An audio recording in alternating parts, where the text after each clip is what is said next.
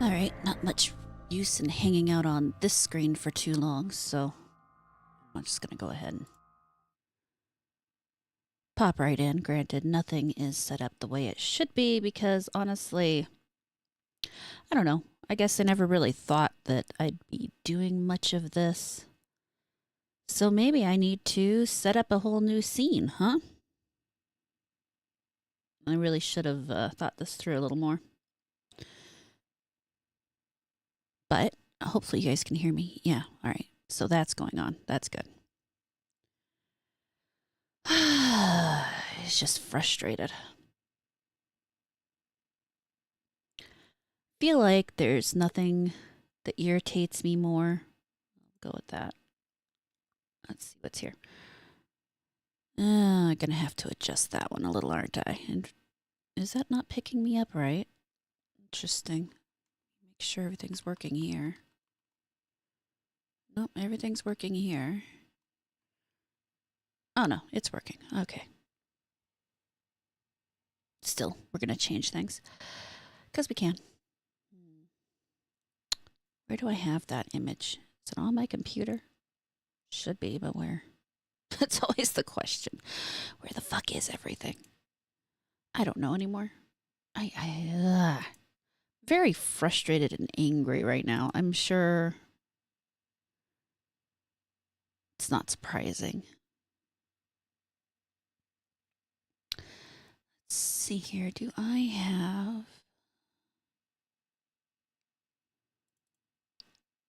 I mean, the thumbnail, yeah, but where do I have that image saved?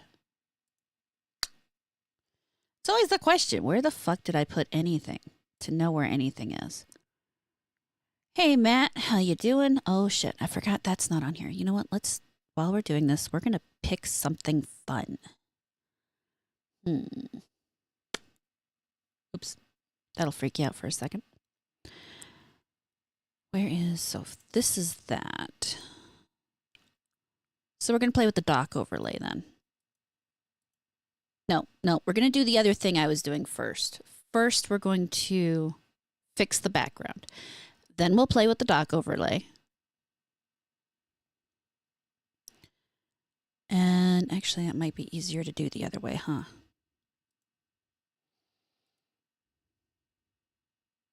God, yeah, I closed the right thing. All right. So, no. That's a thing. How you doing today, Matt? I am working through my feelings about Fable. I am having problems deciding if... how do I want to put this? I'm not having problems deciding anyway. I am mad at the whole stupid thing. And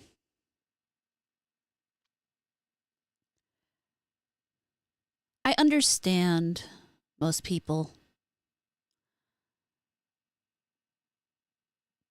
don't have, I mean, everybody has the thing they love, you know, everybody has the one or two things that they love.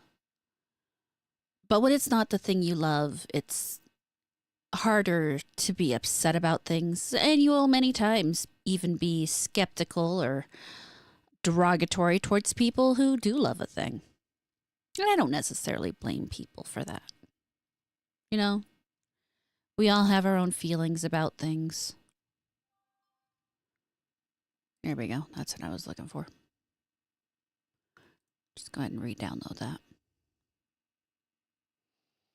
Played through 2 and 3. 2 is a good starting point if you don't... I liked 3. I understand I am in the minority on that. But I think that has more to do with why I loved the games than anything. Because I, in fact, loved the entire premise. I mean, it goes beyond just... I didn't mean to open that. It goes beyond just the storylines and everything. And I will fully admit the storyline for 3 sucked. Wasn't very good. And I keep doing the same thing. I don't mean to keep doing the same thing. Just show in folder. Thank you.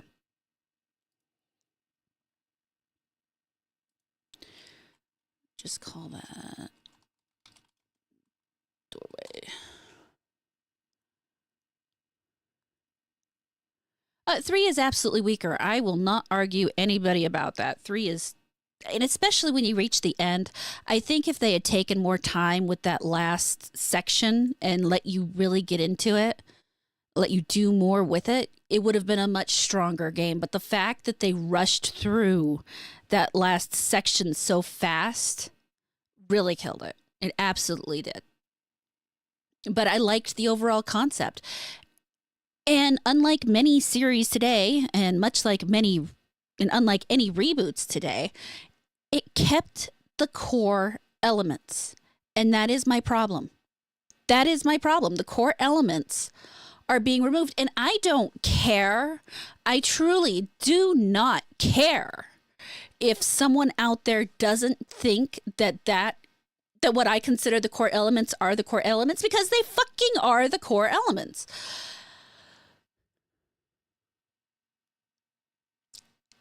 Obviously, this gets me a little fired up.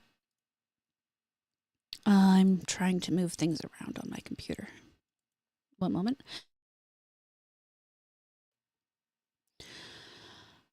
But, no, I didn't want that. I wanted that.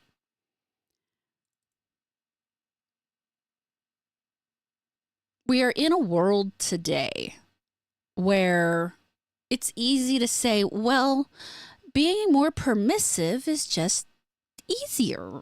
And yeah, I mean, being permissive is always easier. That's not necessarily a good thing. Easy shouldn't be the point of a video game. I don't care if it's combat. I don't care if it's choices. Easy should not be the point. Unless, I mean, okay. Let me backtrack that a little. Easy can be the point if that's the type of game you're trying to make. Fable has never been about easy. But everybody wants to make it about easy. They want to make it about something it's not. And yeah, you know, it deeply hurts my soul. Is the best way to put it. Oh, I should probably just put that in assets, huh? That would make sense. Just put that there. Paste. And then we'll switch up the background a little. Here we go. And transform. I can't fit to screen.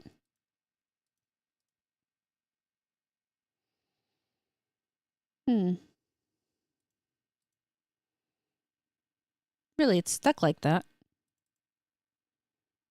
That's unusual.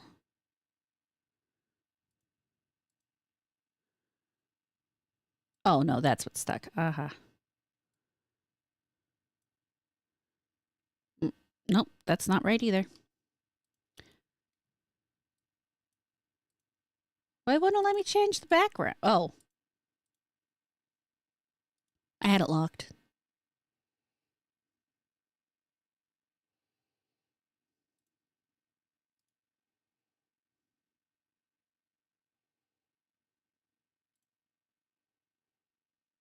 Whatever. And that's the funny thing. It's not like, and you're right. I mean, they do that every time. It just pisses me off, you know? That's unlocked. Okay, I can make myself a little bigger here. Why does it keep doing that? I don't know. I like myself slightly off center. Put me over here. Put me over here. And then let's get you guys up on the screen. Okay, next step. But I want you guys to look fun, you know? It's just me and you here, and this weird pink outline I've apparently acquired. Hold on.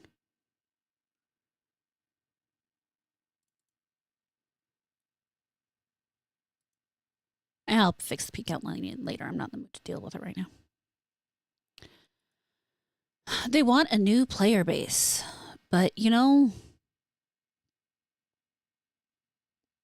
why what's the word? Alienate the old player base. Why?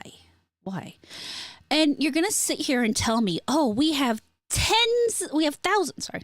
I don't know why I went tens of thousands. We have 1,000, a whole 1,000 new NPCs that we have sat down and handcrafted. But we can't give you a dog because we didn't have the time. Now, in my opinion, the dog thing isn't that big a deal. It was not core to the original Fable. It wasn't, that to replay Fable 2. Yeah, right, 0 hour. But, the dog thing was cool, but it wasn't. It's not like a Fable standard. I can understand leaving it out. But when you sit here and you look me in the eyes and state loudly and proudly in your overview that we had the time to make 1,000 handcrafted NPCs, but we didn't have time to make a dog. You're going to tell me that you didn't have time to make a dog, but you had time for 1,000 handcrafted with their own everyday lives that you can follow about each and every one of them. Follow them around, stalk them like a goddamn yandere, and you didn't have time to make a dog. Maybe make only 500? Do we really need 1,000? And you're going to tell me none of them are a little bit like the others? They're each one entirely 100% unique? And what? I don't even care about how they look, man. I mean, I'm not going to sit here and pretend like Fable of the past had the best looking NPCs or characters at all. I am not even going to act that way. And they'd always had a variety of race and ethnicities within Fable. To some degree, there are people who would have said in today's day and age that Fable was, quote, woke, end quote. I hate that word, though, for a variety of reasons. Mostly because mostly because it's overused. Excuse me. That, and it's way too easy if someone calls something woke, then people can come in, oh, but you called it woke, and then all of a sudden the conversation's about the meaning of a fucking word instead of what you're trying to talk about. That's an entirely different rant, though.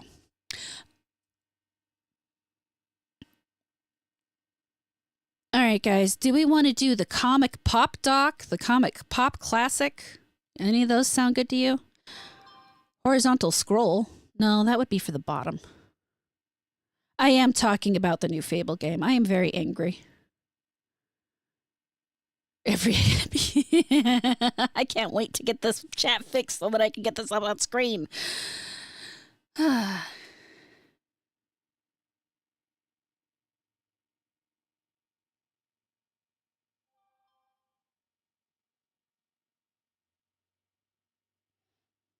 I'm trying to decide. You know what? I guess it's easier. Hold on. Let me do it this way. We'll go with the comic pop doc and copy link.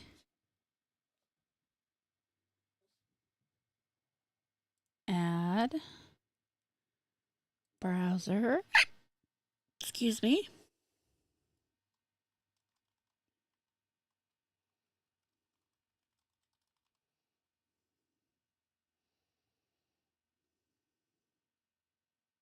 It does look generic. And when people sit here and tell me, oh, but this or whatever. Hi, Carolyn. Oh, shit. I don't know that I fixed that. Only the default presets can be customized. What do you mean only the default presets can be customized? Can't I adjust other things? Like how long things stay up on the screen? Apparently not. Well, I mean, somebody has to say something before I know. Well, wrong thing. Height will go. What is it? There we go. As soon as someone talks, we'll know what that looks like. Where was I? Well, damn, someone talked and didn't show up. What did I do wrong?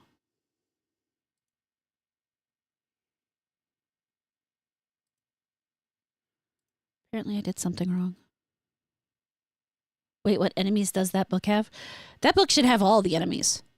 That book's creepy. What did I do? Select preset overlay theme. Let's go back to default and see if maybe I can figure out what's going on here.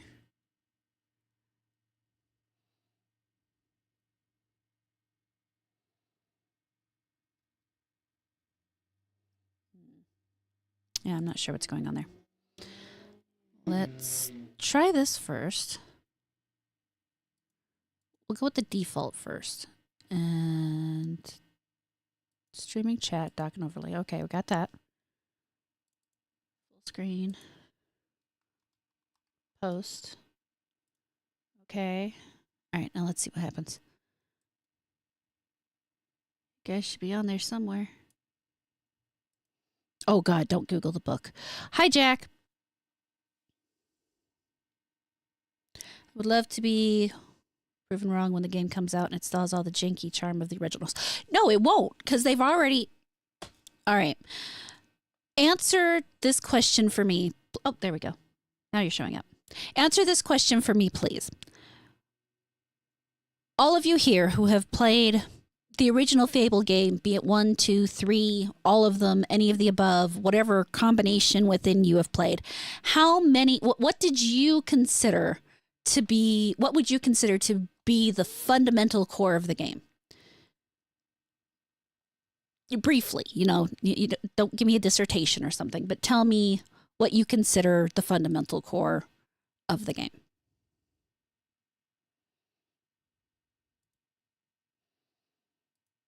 Let's try that.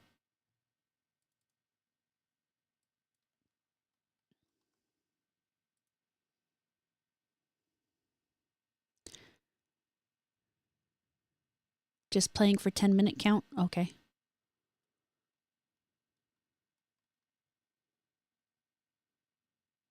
Oh, does playing for 10 minutes count? If you have an opinion on what the fundamental core of the game is, then yes, playing for 10 minutes counts. I will allow you, if you have an opinion on what you felt was one of the fundamental core things of the game, I want to hear what that is from you if you've played the game. If you haven't played the game, you can shut your mouth. But if you played the game, please tell me what you think the fundamental core of the game is. And Jesus Christ, that's ugly. Also, it's hard to read. We're not going with that.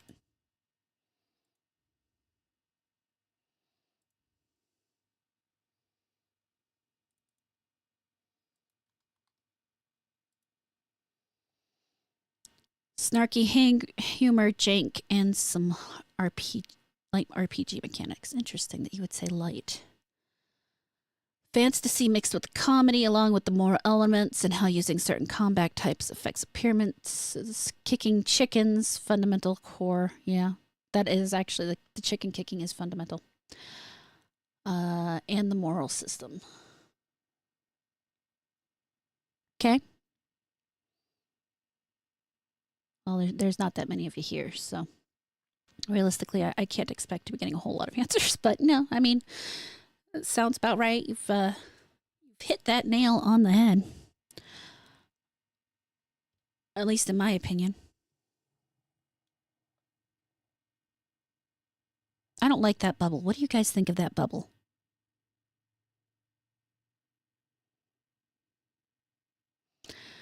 A literal high fantasy setting that took itself half serious. Really? He thought it took itself half serious? It says new. I don't like that new thing.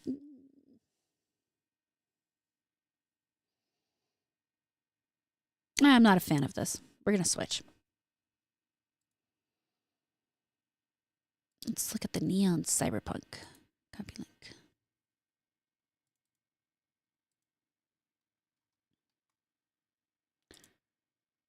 All right, try this again. So, yeah, I mean, in my opinion, the things that made Fable Fable. The door that loved fat people. Yeah, I remember the door that loved fat people. I mean, I wouldn't necessarily call it light. I would just call it a different type of RPG because honestly, it was the type of RPG that I wanted to see more of. I mean, it's a lot like Skyrim in that what you did affected how you showed up, you know? It had an actual effect on your appearance. It actually, I mean, beyond just increasing your ability to do things, it had an effect. You could see not just how you affected the world around you, but how you affected yourself. And I understand that occasionally I am a little, what's the word? I can be overly philosophical. I think we'll go with that. And so when it comes to things that have a certain kind of not not in your face philosophy, but kind of more subtle. Did I do that right? I did that right. Oh, it turns it into a well, we'll see how that looks in a minute.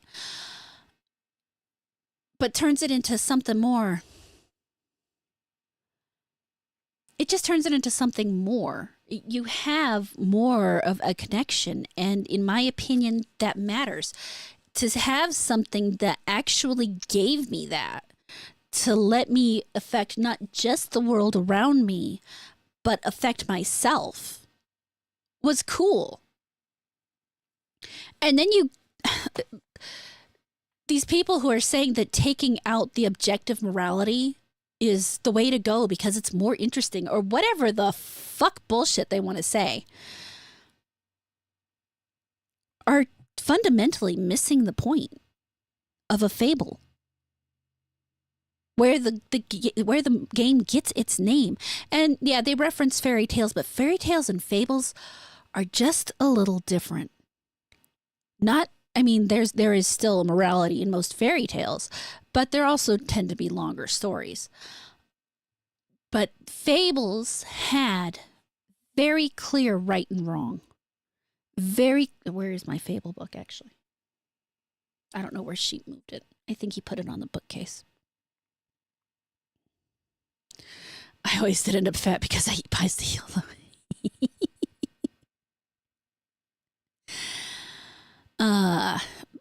And that was the kind of thing, you didn't need direct character customization. Now, if there was one thing I would have loved a Fable game to have, it is for real character customization. Make the whole thing, pick my hair, pick my nose, pick my ass, the whole top to bottomless thing. I would have loved that. But no, they just want you. Yeah, exactly. They just want a gray. They want to go to this morally gray place because, they don't want someone to feel bad because maybe they do this in real life. And maybe having it called evil in this game will make them feel bad. Then they won't want to play our game. Fuck them.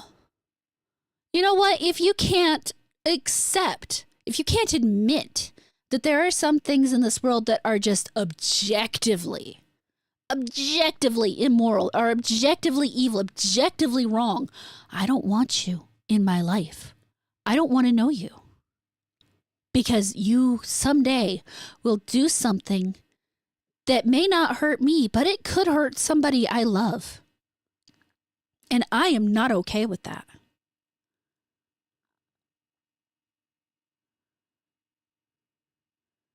If you kick chickens in real life, you are evil. Well, this is true. I mean, unless the chicken attacked you first. I don't, and it's not like I don't think that Fable could have used some more nuance. I mean, some things were a little overly black and white. I won't lie. Some things were a little overly black and white. But it seems like the most evil thing you can be in this game is a landlord.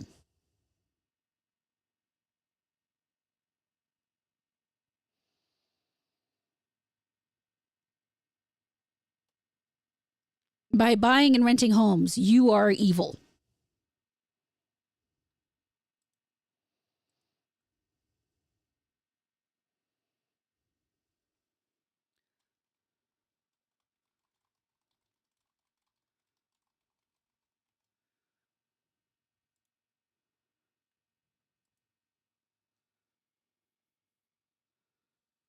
They need to stop doing things for this so-called.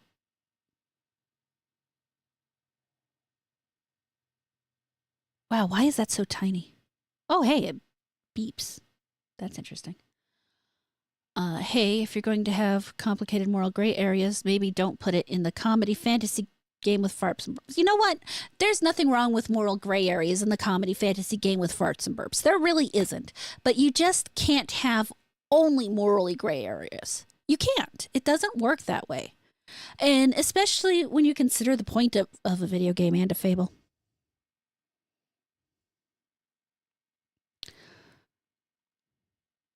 When you consider the point of a video game and a fable, you should absolutely have some good, what's the thing? Have some good gray areas, you know? There can be gray areas, but you should have some, God damn it, Carolyn, your head's in the way. You should have some hard lines on what is and isn't good, too. I mean, if you're running around the game killing people because you want to be the evil, this isn't even about people being good, in my opinion. Plenty of people I know, not myself, but plenty of people I know enjoy playing evil in a video game. Why shouldn't they be able to be truly evil in the video game? And they've totally stripped that out of all video games now. It's not just Fable, it's all of them. You can't play evil because, God forbid, you make an evil person feel bad about themselves.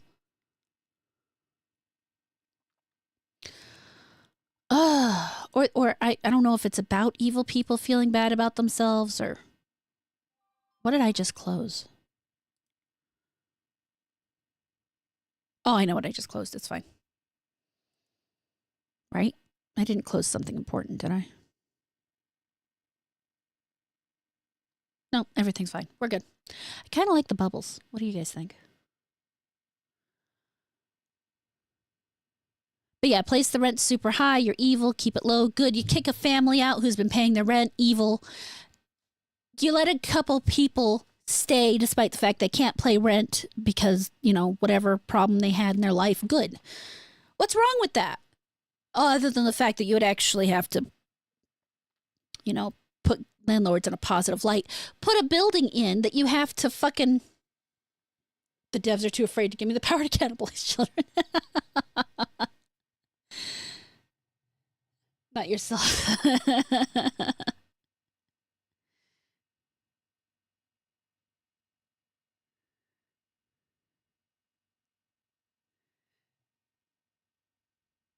I kind of like those bubbles.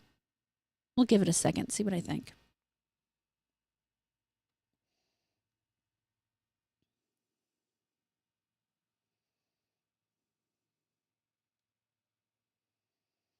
But it feels to me like you can't call it a morality system now. It's just a fucking it's a reputation system, and it's not even a good reputation system because you kill all the kids in one town. You go to the next town, and nobody's gonna know about it. You're not gonna get a cool evil fucking what's the word?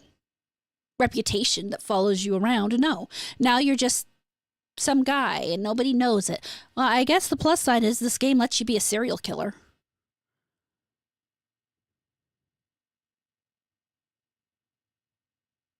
So that is a thing now. You get to be a serial killer in the game.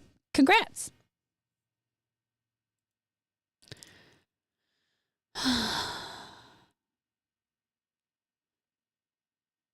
And maybe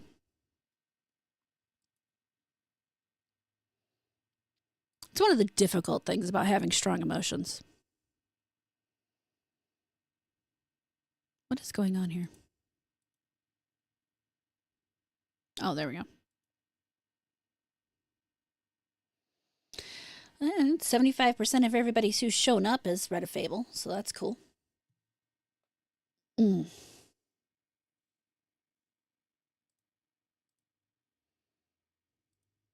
Making sure we got a live area. And you know, I understand. I actually defended this game once upon a time. No, you're completely right. They don't know how to create anything. They don't understand what creation is.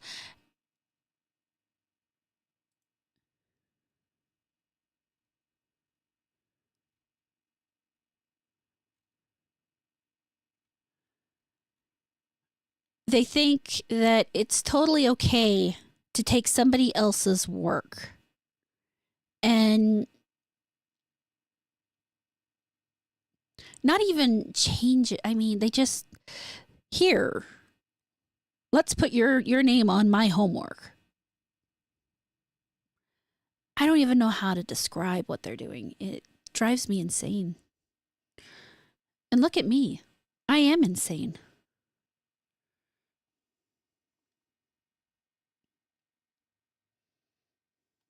Devs looked up what a murder hobo was and decided that sounds awesome. Know that nothing game is strong enough to sell it on its own and just slap it. You know what? That's the sad thing here is if they didn't put the Fable name on this game, there is a better than 80% chance I'd have tried it. I would have given the game a shot. If they had called it a Fable-like, but you know, they didn't have the visually changing mechanics, but they went all in on the whole being part of the world thing, and obviously they didn't have it. If they had called it anything else, I would have been willing to give it a chance. I really would have. But when you call it Fable, that comes with a set of expectations. It's just like Dragon Age the Veilguard. When you call it Dragon Age, it comes with a certain set of expectations. Now, I wouldn't have played the Veilguard under any name, but that's because it looked like repurposed MMO slop to me, or repurposed hero shooter slop, or whatever to me, basically repurposed live service game, and I'm not into that. And I am so tired of live action, or not live action, so tired of the action RPG thing. Give me a good CRPG. I love CRPGs. Now, I would have made, obviously, an exception for Fable. Fable's fun. Fable was fun. I would have made an exception for this game if it hadn't been called Fable. But no, you stick the name on it, and now I have expectations. Now I expect you to live up to Fable, to understand why the game was called Fable. The game was not called Fable because it told a fairy tale story. The game was called Fable because there was a choice. There was a morality lesson. That's what. Oh, hi, stay-at-home hippo. Mostly I'm yelling. I'm just angry. It's okay. Don't worry. I am upset about Fable, and we're talking about it. That's it. That's all that's going on.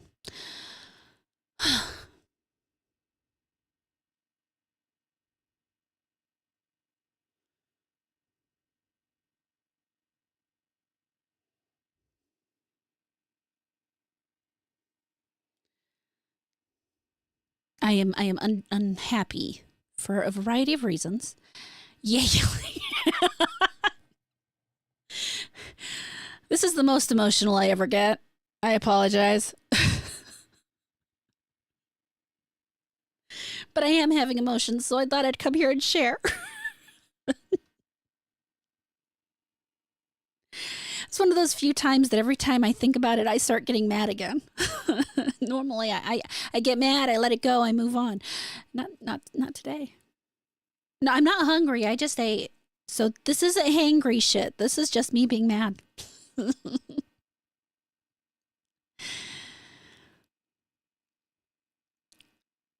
But, you know, this also ties back to my love of fairy tales and fables and the fundamental misunderstanding of those, especially in today's world where people have to take out the scary part of fairy tales because, God forbid, we make a kid a little scared.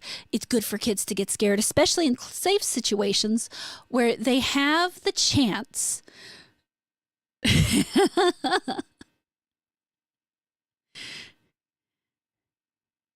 Yeah. You know what? I don't fucking care if people say I'm having a crash out. I am fucking having a crash out. This will be my crash out moment. Not that anybody's going to pay attention, but that's fine. God knows if I was doing this for fame, I'd given up already.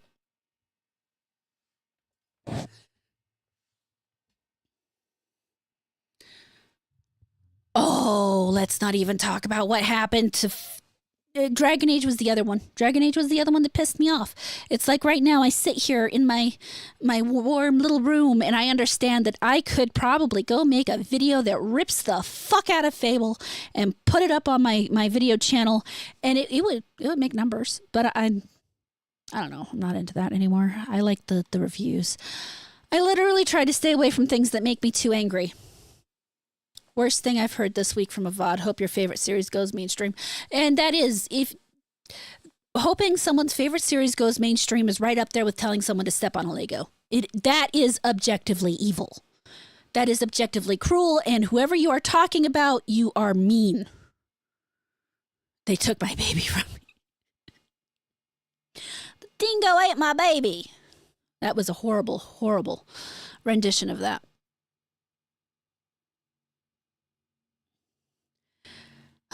But yeah, when you look at what a fable is supposed, you know what, let me, aw, thanks for the donation, Matt. God damn it, I didn't put any of the shit I need on here. Hold on. This is a whole new scene. I'm working on things. I apologize for things that fuck up. I need to add the scene. It's members, super chat, right there. Except it's not supposed to be showing. There we go. I needed $1. I appreciate it. Dollars make me feel better. I am much like any human being who knew you could buy off the squid monster, right? The more dollars you give me, the less likely I am to take over the world. And then I need to add that. Hold on, watch your ears. I don't know what this is going to do. Thou shalt love the tentacles!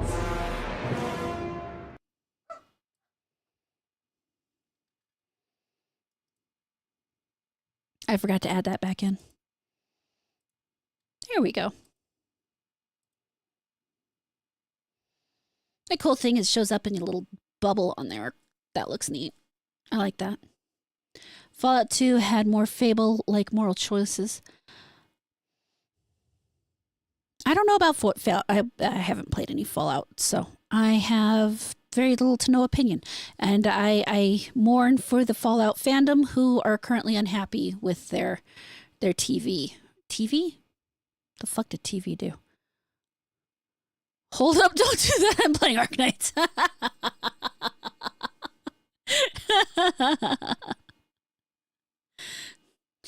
Matt, I'm planning to take over this world to purge it of the people who like the new Fable.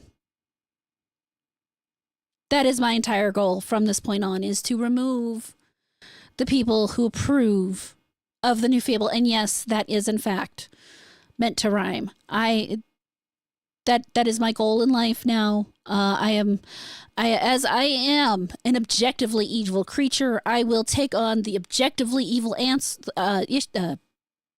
stance of removing people. I tried Fallout New Vegas, I think. I tried one of them, and I think it was New Vegas, though. Yeah.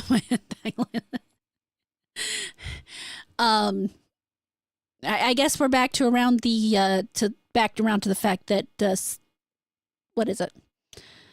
I see saying, why do you care? I'm reporting them.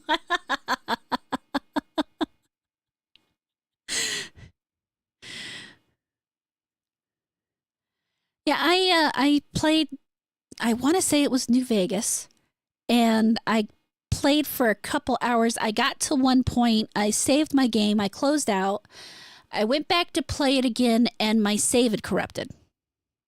And at that point, I was just like, fuck it, I am not in the mood trying to figure this out. I was a good couple hours in, and it's like, I am not in the mood to go back and play through all that again, or whatever the fuck happened here. And I never went back to it. So that's my situation with the Fallout games. I've just never gone back around on it, you know?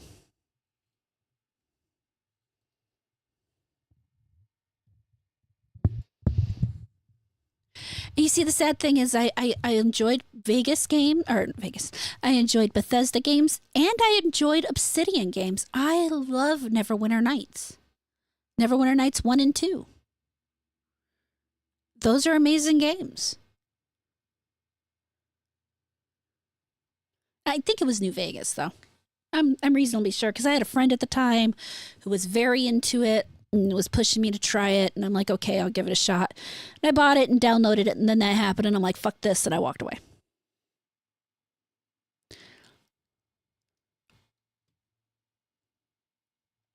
That's how that went.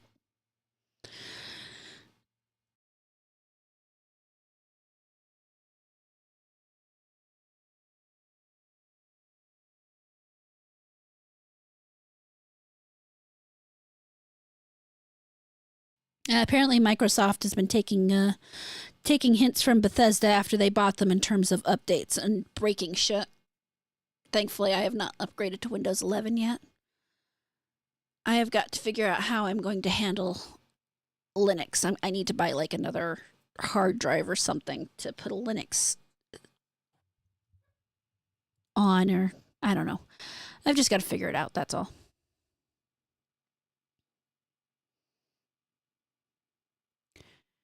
Thankfully, I have rights to good. Keep your rights to your books. Anybody who gives anything, any corporation, any company, anything, control over their IP at this point is just insane. Hello, Ninja. Oh, damn. Did I forget to change that on Kick? I forgot to change that on Kick, didn't I? Hold on. I'm going to fix the fact that I'm in the Bloodborne thing. What is it? Let's chat over there?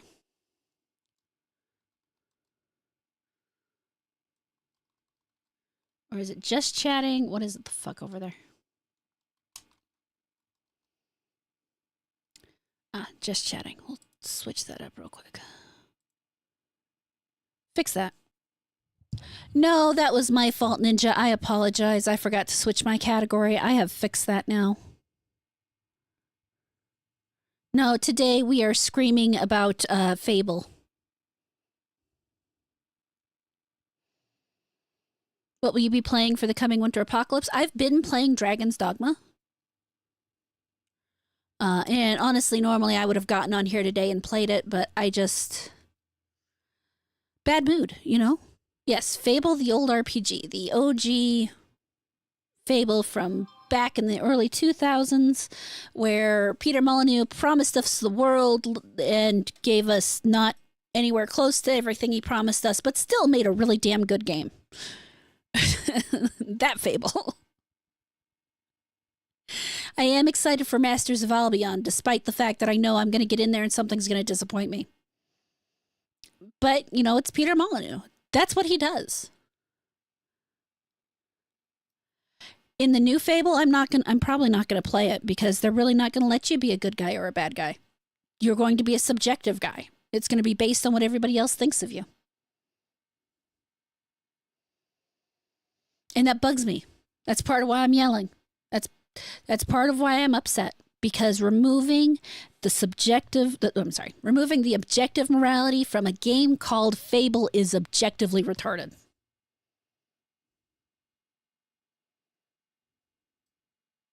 It did, and that's the problem. I actually never played the Cube. I didn't. So I played. What is it? Sorry. I played Black and White 1, I played Black and White 2, I played Fable 1, Fable 2, Fable 3, played Fable The Lost Chapters, I played Fable Legends when it was in beta or whatever in the world, alpha, whatever in the world it was called. I was in the play tests and shit. Before that got canned. I played the card game, there was something else. I played everything. I played everything I could find and get my hands on. And I hate trading card games, but I played that trading card game.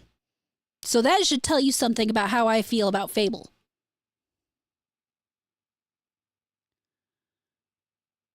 I don't think anybody knows what the Cube ended up being about. Wasn't that the NFT one? Because I know he went into that whole NFT bullshit for a while. So, but I'm not into NFTs and the whole crypto things. So the fact that bombed spectacular does not surprise me. And people look at him and think that he was just trying to pull one over. And I don't think that was, excuse me, I don't believe that was the case with him. In his case, I truly believe he thought he was just on the cutting edge of something. Much like his whole Fable hyping up stuff, he wants to be on the cutting edge. He wants to make up these new ideas. He wants to be part of that. I want to say it was, you know what? Let me look it up.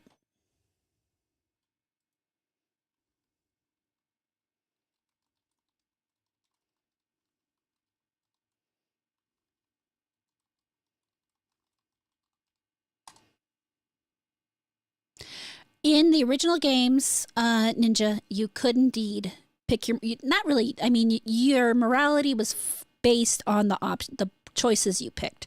So as you played the game, you would run into certain situations.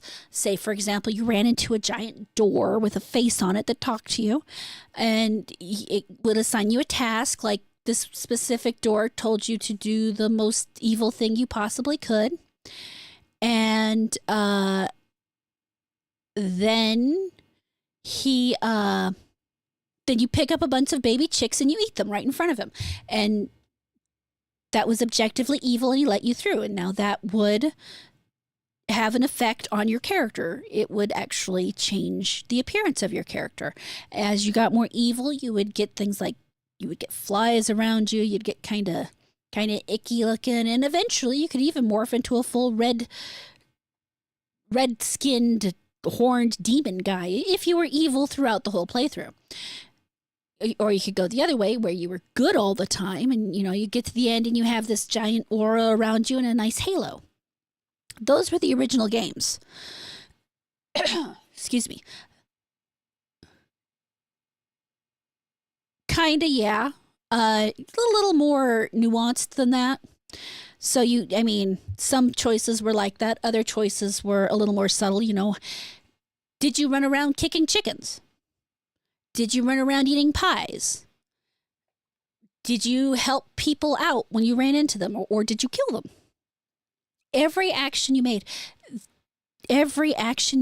had an effect on not just the world around you, but yourself. It changed your very appearance. And not just in the terms of were you good or were you evil, but also in the terms of if you were a sword fighter, if you were someone who ran around swinging a sword, you would get stronger. Your character would buff out. If you ate the pies all the time, like I said, you would actually get fat. I will probably not be playing the new game because they got rid of that. All that stuff I just talked about, it doesn't have that. Not in this game that they have coming out in autumn. They have decided that good and evil are subjective. Thus, if you do something, the people around you are going to have an opinion on it. Some people will think you're good. Some people will think you're evil. But it won't have an actual effect on yourself and how... I know. I apologize. So the games I just described, those were the original Fable games made by a studio called Lionhead Studios. The one that's coming out in autumn is made by a studio called Playground Studios, who generally make car games, but decided they were really passionate about Fable, and they're making a Fable game. I'm not actually playing a game today yet. Maybe we'll see. Right now, I'm just upset about Fable, and I'm yelling. So you accidentally stumbled into a stream that was labeled Bloodborne because I forgot to change it to Let's Chat. So now you are confused because I'm sitting here talking a bunch of shit at you, and you have no idea what's going on. And you want to know if I'm going to be good or evil. And right now, I'm just going to be mad. Did that help?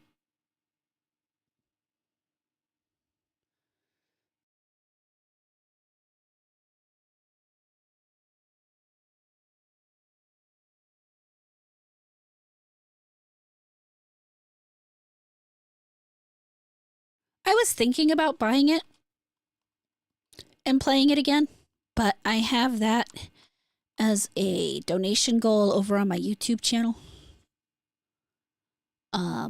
Which, if you can see the screen. But I I have never. When I play Fable, I am always the goody two shoes. I am not good at being the evil one.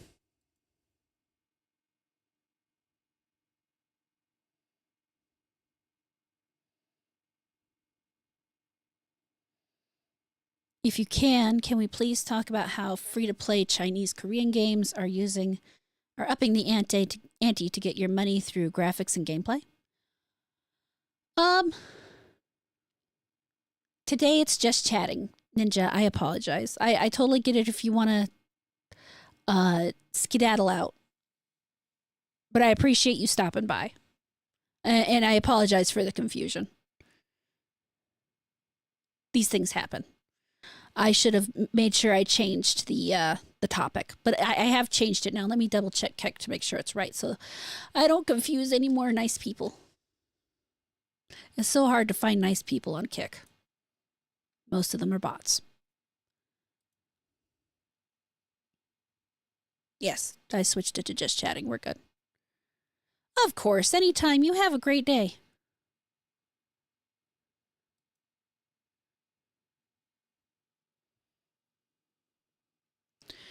What is this? Oh, why would I want to do that? Anyway.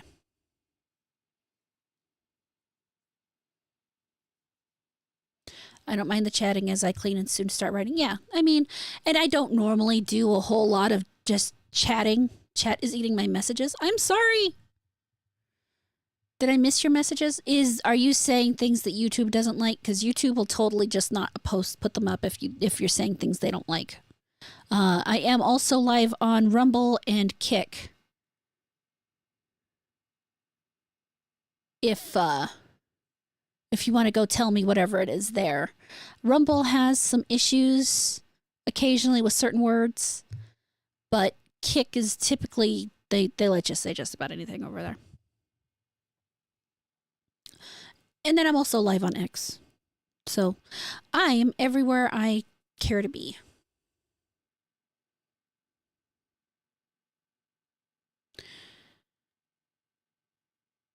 YouTube hates me talking about beating. Yeah, YouTube would dislike that. That's funny. Okay, where was I? Oh, right, the free-to-play Korean through gameplay and graphics. They are and they're not. Honestly, a lot of that Chinese, Korean stuff just looks the same to me. I mean, you either have the really hot, remember when turning into streams that were just chatting on a variety of topics and politics, maybe with community voice chat? Yeah.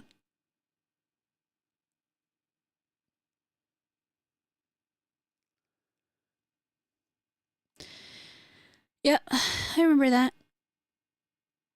Now it's mostly titties. I don't know what to do about that one. But yeah, so back to the Chinese thing. Most of that just looks the same to me. Like it's either anime waifus and girly men, or it's high fidelity, hyper realistic waifus. That's what they got. I know a lot of people who do gotchas but don't actually ever give them any money. Jazz, my co-host on the Offensive Charm podcast, does Genshin?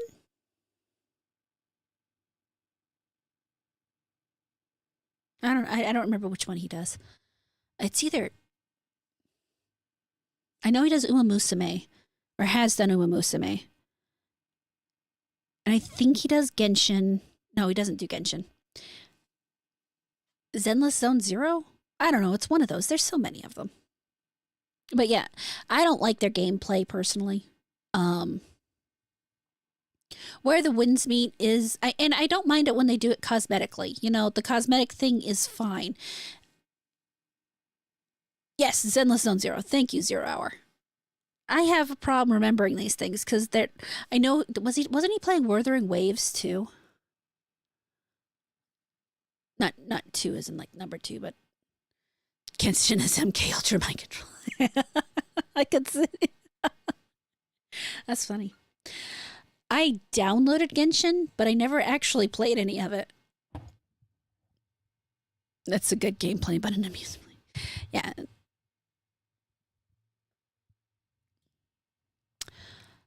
It's a good question. Monkey, would you recommend it as a Souls like? Monkey was the one saying that, yeah? Yeah, he was. He likes the gameplay.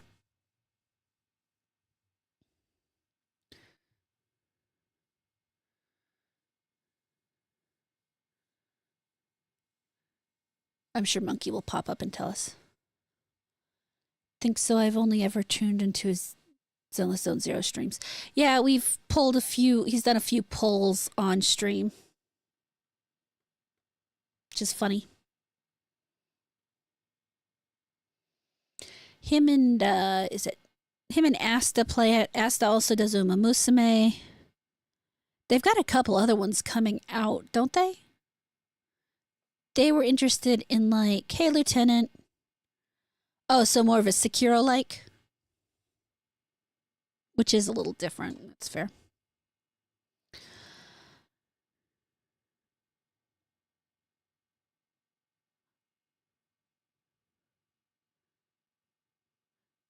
Will do, Ninja.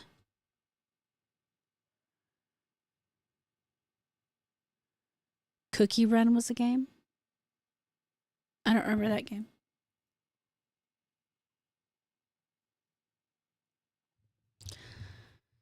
Yeah, so apparently the Ninja, the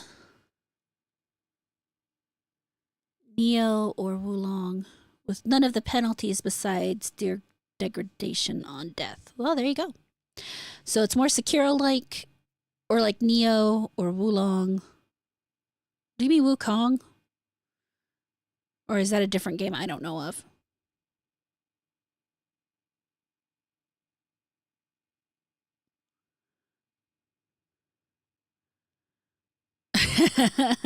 Yeah, that's not happening, Zero.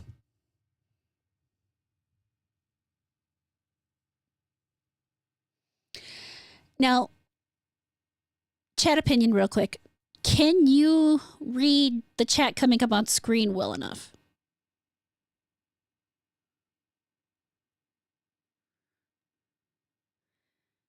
I'm thinking I'm liking this.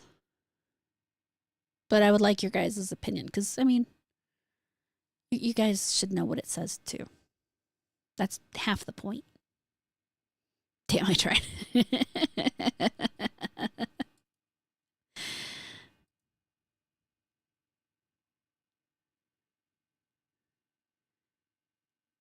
Text with the background makes it hard. Yeah, unfortunately, I can't really adjust this one. I should try to figure out how to make my own so that I can get it right.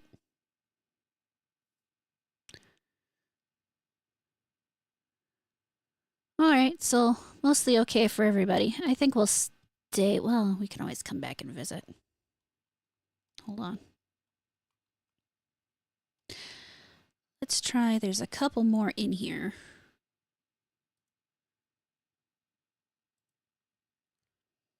Please add Subway Surfer in the corner. I have Subway Surfer on my phone. I have no freaking clue how to get that on my computer.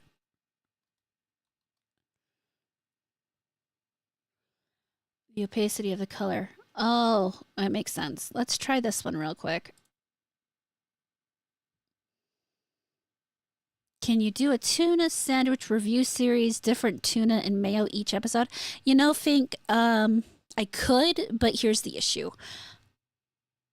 I don't like mayo all that much. I'm okay with tuna. And I'd happily try different tunas for you. But I really only eat Kraft mayo or I make my own. So I don't know that I can really help you. Plus, I mean, what do you consider a tuna sandwich? What do you put in your tuna salad? That's the important question here. Because to me, tuna salad means pickles, it means onions, and sometimes it even means celery because I like the crunchy. Oh, is this better for you?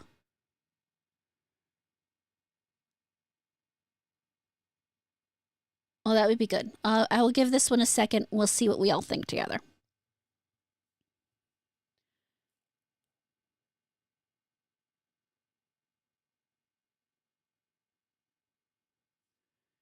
We'll give it a minute. eggs. You don't put eggs in tuna. What the hell? Ew.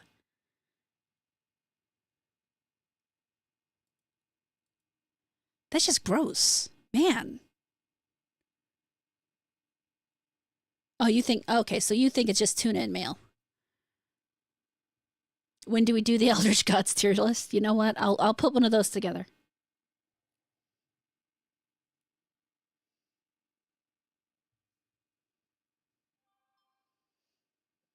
You like this one better?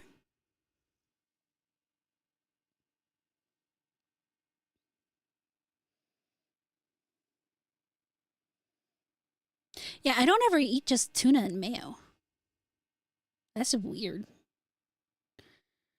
My favorite game? Are we talking like that I'm currently playing, or are we talking like ever? Because you always get that question. What are your top 5 favorite games? It's forever. It's been forever since I've really been able to just to sit down and accurately voice what my favorite games are. I am Cthulhu's daughter. I am the result of the unholy tryst between Cthulhu and a narwhal. And here I am.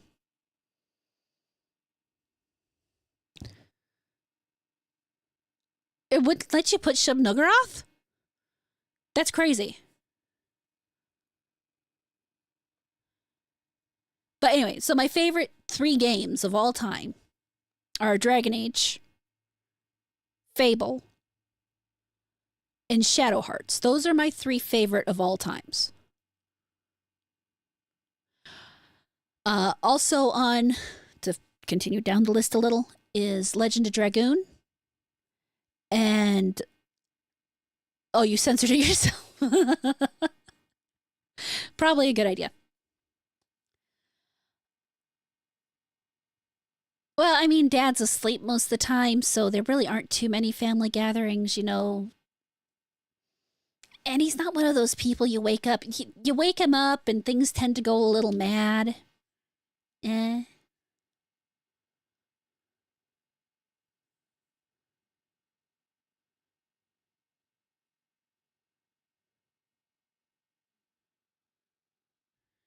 So there really aren't many family gatherings, which is fine. I'm not really a family person too much when it comes to.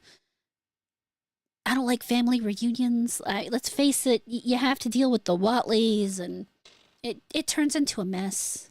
It's not worth the time. Where was I? I was talking. Oh, right, games. I'm so easily distracted. Holy shit. Um, Legend of Dragoon and Legends of Gaia. I do like those games. Actually, I'm playing Blood. I like the games, but I suck at the games. Let's put it that way. So I'm playing Bloodborne with my friend Jazz, who we're on the Offensive Charm podcast with. I'm on the we're on the Offensive Charm podcast together. Oh God, Matt, you wouldn't. Someday I will sit down and put together, and I will explain to you guys the Eldritch family tree. It's a mess. Your dad was cool in Smite 1 with his reveal trailer. He does some of the coolest shit, but then he does stupid shit. Yeah, dads suck. I obviously have daddy issues. Where was I again? All right, back to the soul stuff. So I'm playing Bloodborne with my friend Jazz. I am not hitting all the Souls games at this point. Because I suck at Souls games. That's where I'm going with this. I suck. I like them. Let me get this straight. I like them. I just suck at them. So I need a friend to help me get through it. And obviously Bloodborne was the obvious choice because it has the coolest lore that I've seen, and I wanted to actually be able to go through the game because I've never been able to really get that far into them. As a matter of fact, when it came to Bloodborne, I was never able to get to the first boss because there were some wolves right before him that kept kicking my ass. Thanks to Jazz, we've gotten through the majority of the base game. We're in the DLC now. And then we're going to we've got like I think he said 3 of the bosses in the base game, and we're going through the DLC now.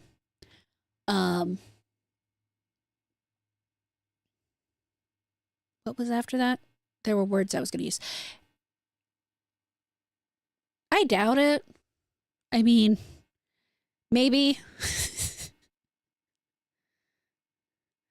Did you know the blind hunter made love to the doll and you can't? No, I did not know that. What the fuck? That's just weird, Matt.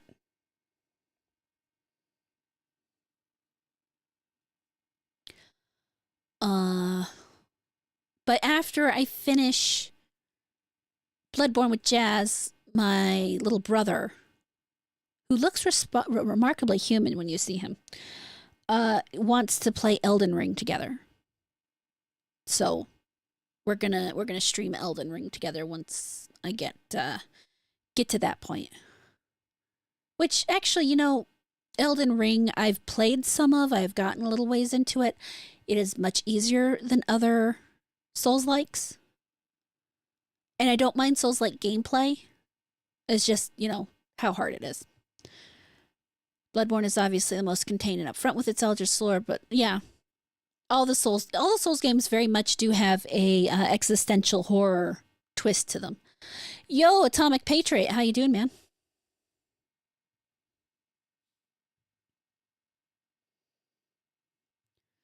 Probably got it more from the mother side. Yeah, probably. Well, I mean, kind of stretch the familiar relationships there, but is what it is.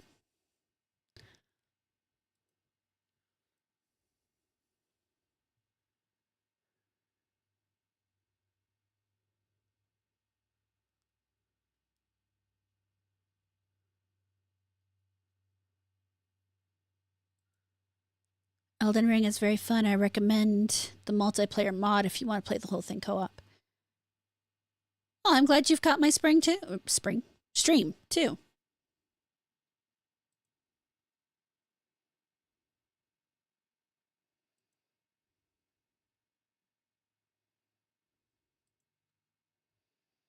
good to see you. We're mostly yelling about things today.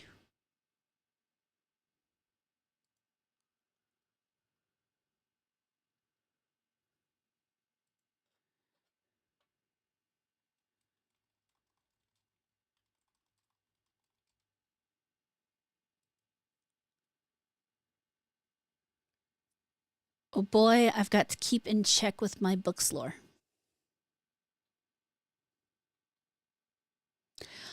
Yeah, I'm gonna have to talk to my brother about that. He'll know when we get there. He's been playing Night Rain. He usually streams late at night. Hold on. Let me actually pull up. Sure thing, Ninja. Have a good night, day, evening, thing. Whatever it is for you. I appreciate you stopping in. It's been fun to have you here. What was I doing? Oh, right. I was,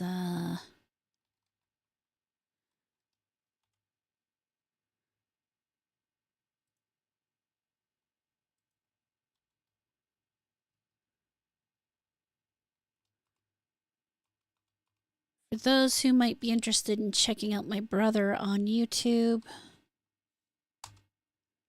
that's his link.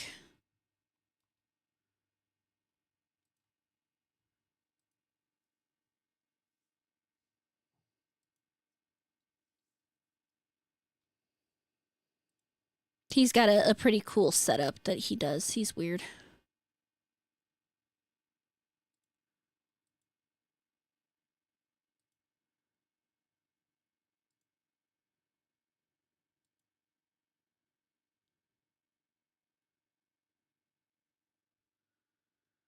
That's weird. Why is that showed up over there?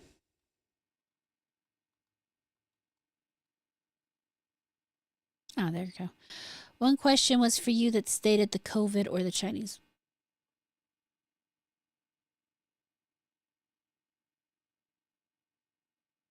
What?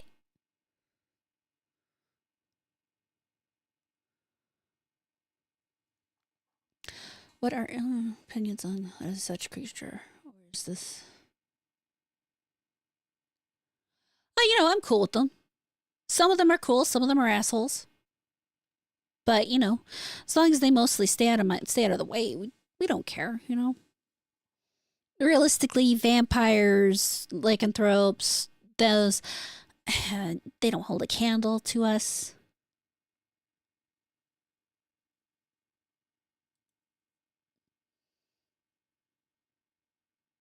First thing I see is him beating a asylum team with a Halo plasma gun. Yeah, my brother really does enjoy those kinds of games.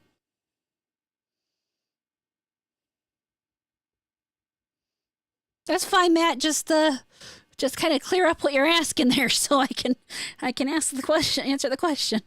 I'm not sure what you're saying here.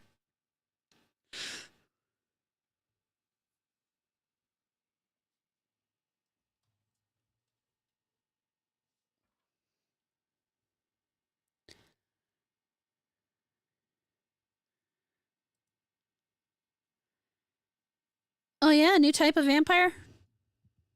That's cool.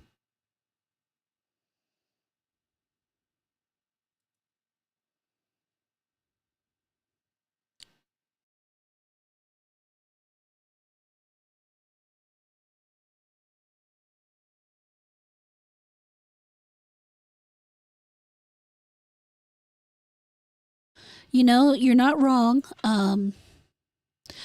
Eldritch Horror does have a tendency to be a little more moist than Gothic Horror. And that actually 100% makes sense. There is no further context needed. I totally get it. I do think that that's a fair assessment.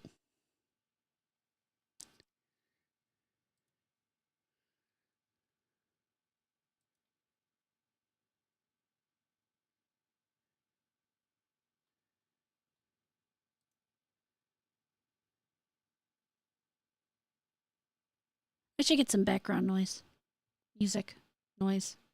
Normally, I'm playing a video game, so that doesn't bother me. But when it's just me and I have to stop and excuse me.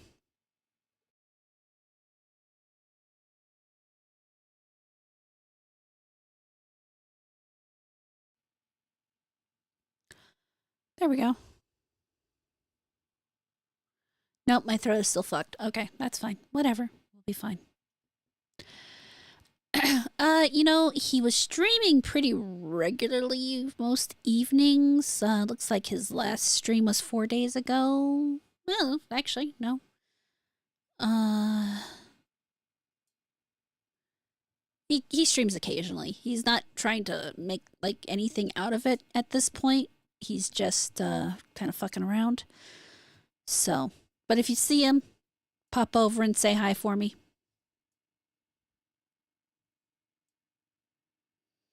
Oh god, this year is so full of Cthulhu themed games. Let me look at I think there's a bunch on my wish list. Let me check. Because there are some really cool ones coming out.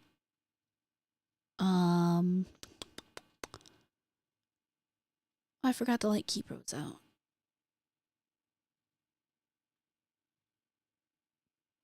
Still Wakes the Deep was actually pretty good. That's already out.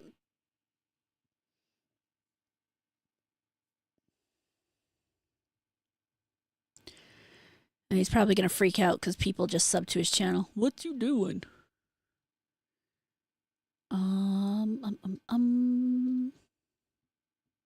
You know what? I'm just going to do this the easy way. We're going to go over here.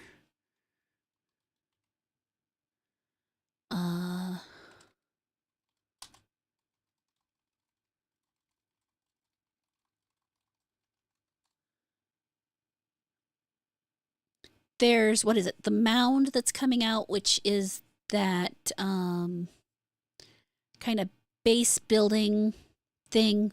Give me a second. I'll bring up a window.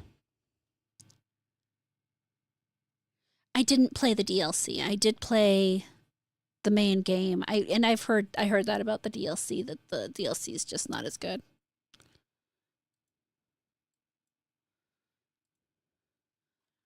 Let's go here. Steam powered store. You mean Sucker for Love? No, that was my third cousin.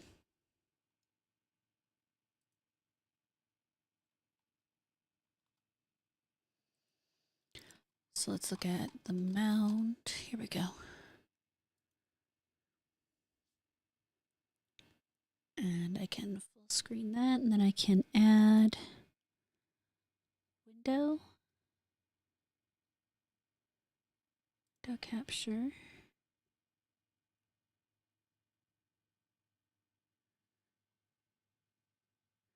Oh, we'll just leave a window capture. Okay.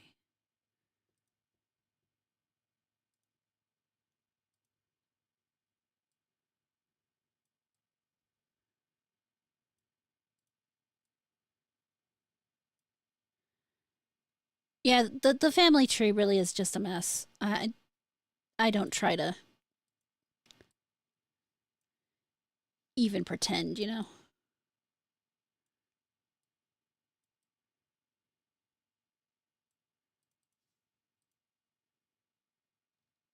See if I can move myself over a little more.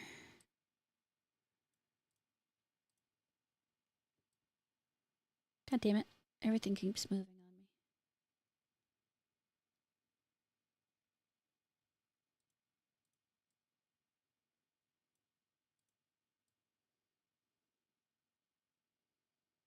Here we go. Put that right there.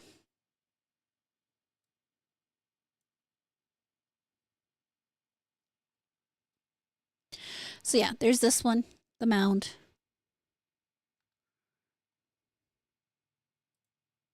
I am not from Alabama, Matt. I'll be honest, I don't know if I have friends that I can play regularly enough to make this one. Oh, this one's not on my wish list. I should add that to my wish list. But I do hope the single player isn't too bad.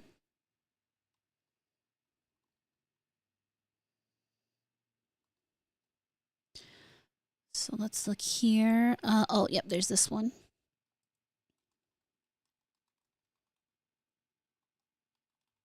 Here we are. This one's releasing in April. This is Cthulhu the Cosmic Abyss. Which I think this one looks interesting. I really like the play on when you watch this. Say you're not sounds like you are. Look, I am an eldritch creature living in Montana. Make of that what you will.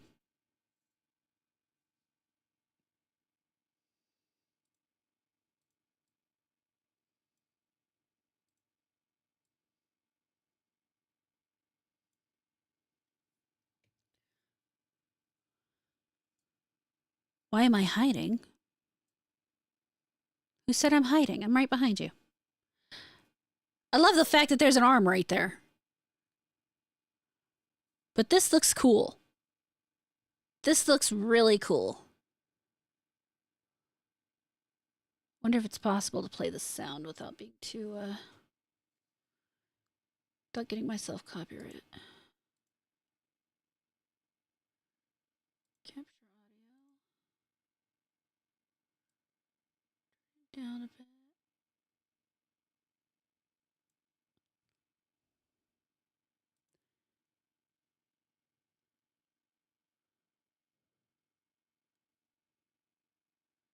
Where'd the window go? Why did it disappear?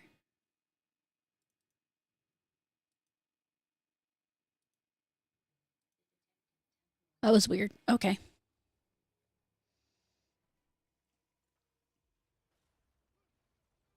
Montanan in the house. Yeah, pretty much.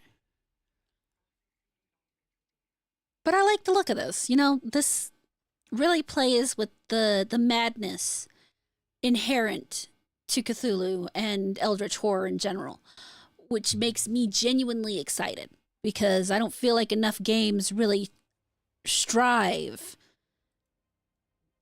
People will talk about, well, it's Lovecraftian inspired, but they don't understand what Lovecraftian inspired really means. I have a few different passions. What can I say? But the whole,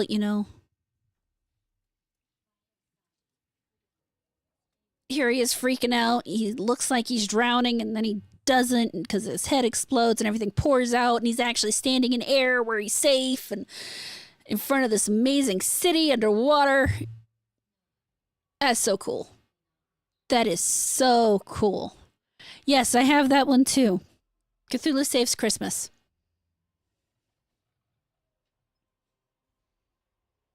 I've played some of it.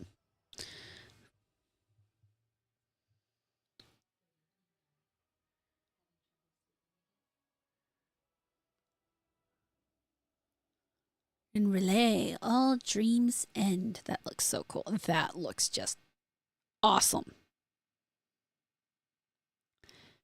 Genuinely excited for that. I wish, do they have a demo or anything out yet? Damn, no demo. Okay. Yes, the non-Euclidean architecture. And it's by someone called Big Bad Wolf. Have they done other games? They did Vampire the Masquerade Swan Song, something called The Council. Interesting. I don't know anything about Vampire the Masquerade Swan Song. What's The Council?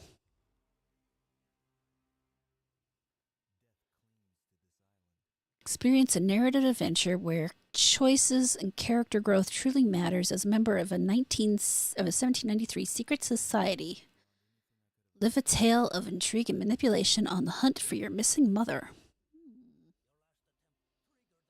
Boy, is free. It's a season thing, though. Let's look at this for a second.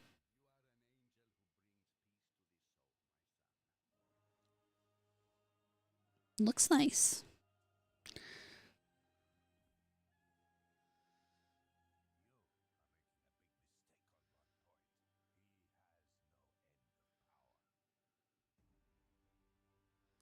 Dude, I would write the game, but somebody else would have to do all the coding or something. I would happily work on the story and everything, but the coding and gameplay and all that would have to be in somebody else's hand.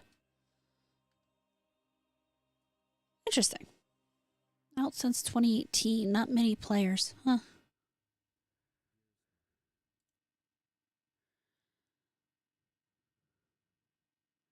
Do you remember hearing once that Lovecraft had really poor understanding of what Euclidean was and that there's actually a lot of non-Euclidean architecture in the world? Maybe. All right, so let's see here. Oh, The Sinking City 2 is coming out? Let's take a look at that.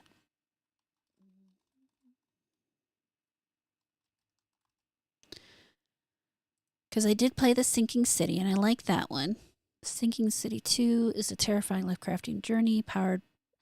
it's never a good thing, in my opinion, when they are talking about the Unreal 5 engine. I don't like Microsoft. That's the problem. That's one of the many problems. I don't trust AI-generated code. The reason I would... Ooh, that does look kind of cool, though. I'm not going to lie. He's kind of awesome.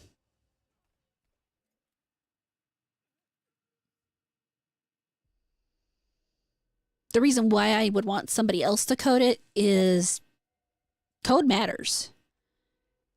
And when you use something non-human to do the coding, you end up with a spaghetti code. And you do end up having to spend more time going back through and recoding and checking everything than if you just did it yourself. Someday, AI might be able to do some genuinely good code, but right now it's just not at a place where I would trust. Oh my God, that was really interesting.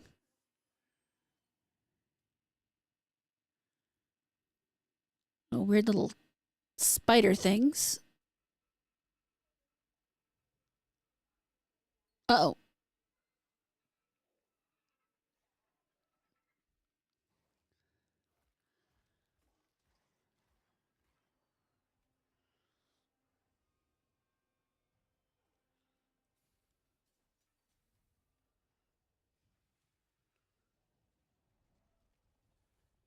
Well, maybe the fact they emphasized Unreal 5 isn't too bad of a.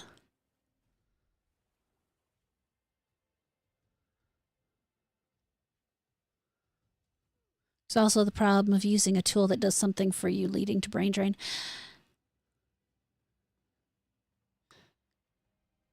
I'll be honest, I've done enough HTML, CSS, Java coding that realistically, I am not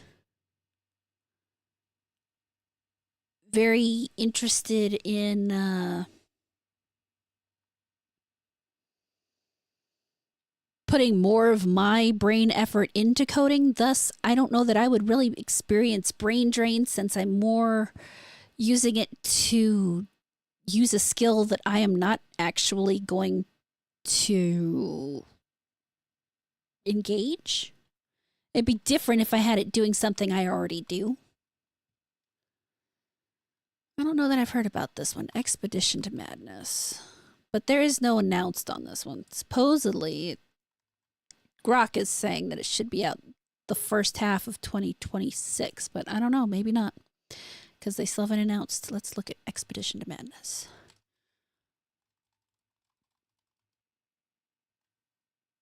Oh, this has a demo? No release date, though. I like it when they have a release date. UE5 is good if you turn off Lumen and Nanite. It would be better if they would actually just, optimize those things, but they don't want to do that. That takes too much work.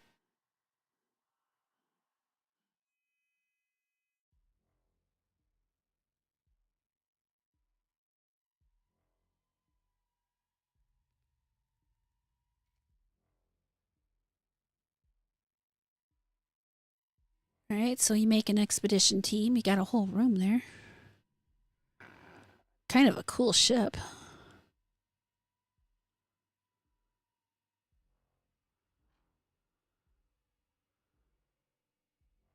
I don't like how that thing was moving. That did not look very good.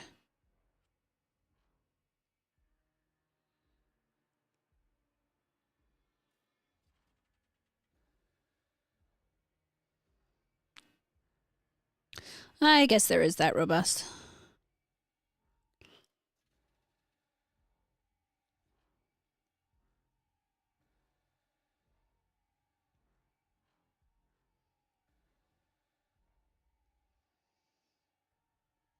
Interesting. Is this Lovecraft Friend Slop? It doesn't say anything about Friend Slop yet.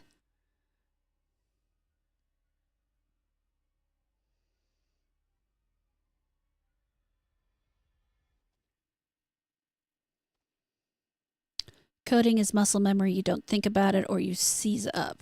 Like machine operator. What is an Ework?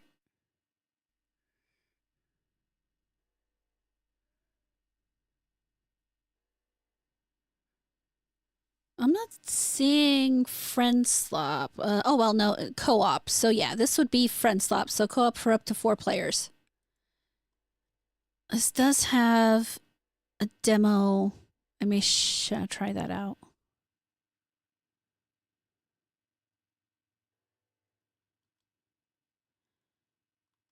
Let's look at Dreadmore. I can hear the sweet slop.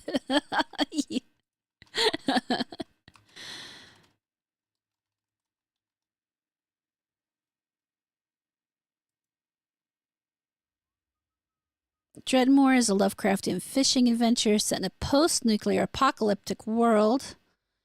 Sell your yield, upgrade your boat. So a lot like, oh, what was that fishing game I was playing? But not the same. Oh, no. Must be made the same people.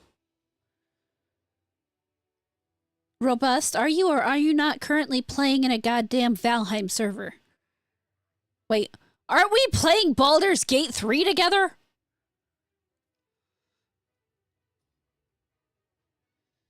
Robust isn't here just fucking lying.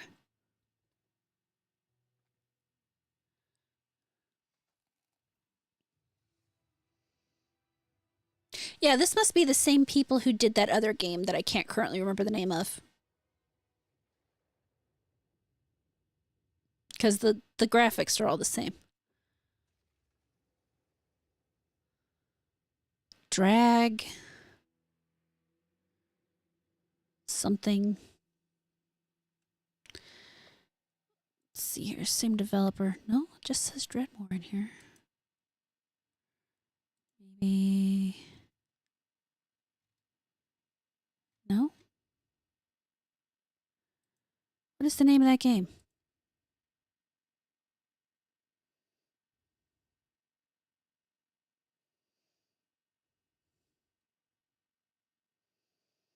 Don't blame that man. He's building an ozone right now.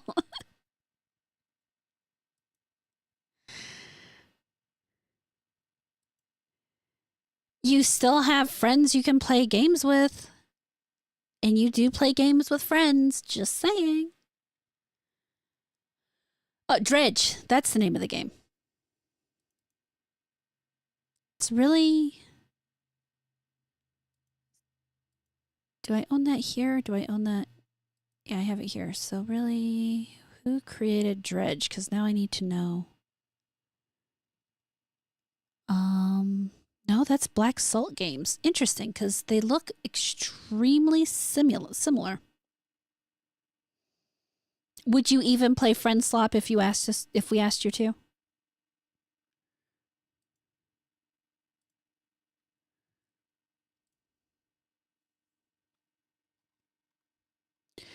It's interesting because, let's see here.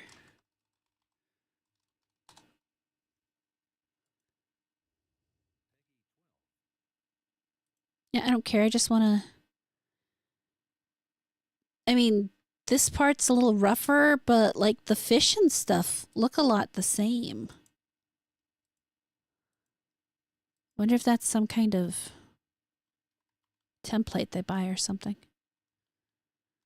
Anyway, so that's that. Let's look at Hypnos.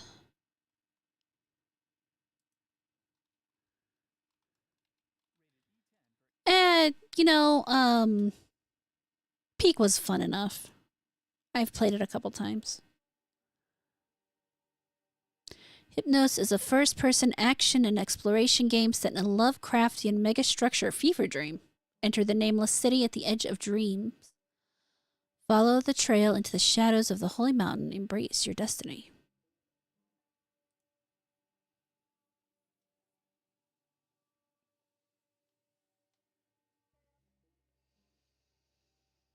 I like the feel they're given.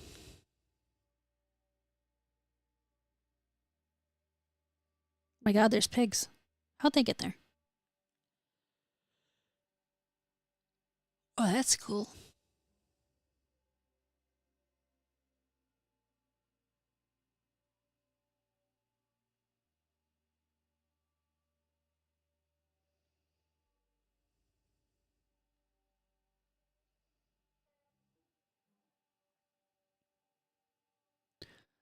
Not really telling me a lot about the game, though. I mean,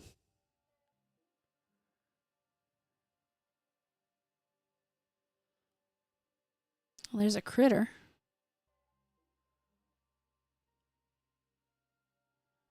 I mean, it looks cool, this part anyway. But I'm not seeing a lot about the gameplay, unfortunately.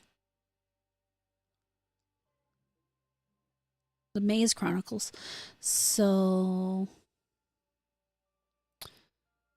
maybe a bit more about exploration then, which is fine. I like exploration games. Okay, here we go. All right. I mean, that's fine. That's cool. Doesn't bother me. They put a lot of work into the visual environments, though. It's a little disappointing to see that much work into the environments and so little work into characters. But I mean, at the same time, it still looks cool. I'm just gonna go ahead and pop that on my wish list. I'd like to see this come out.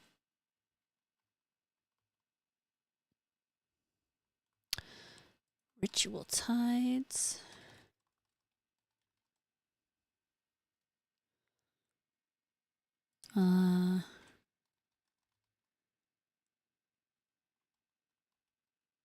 Apparently not for PC, or at least not on Steam. Let's go look what this is saying. No, it says PC consoles to be determined.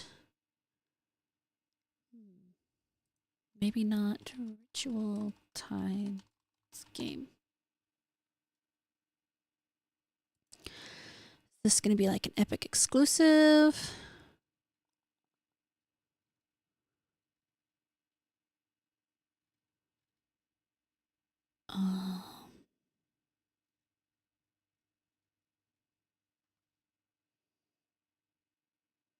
I see a Discord. Hold on, let me pop this out.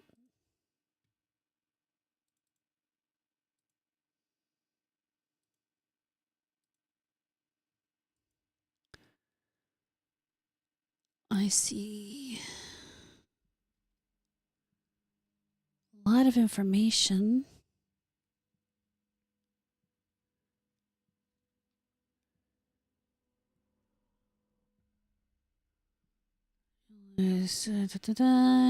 Share your questions. Some knowledge is only for those who seek it.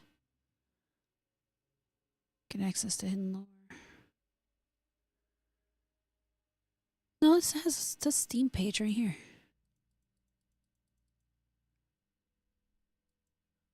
Well, apparently they must not have their Steam page set up, or it must have been pulled or something. Interesting. Trailers. Let's look at the trailers. Or their website just sucks.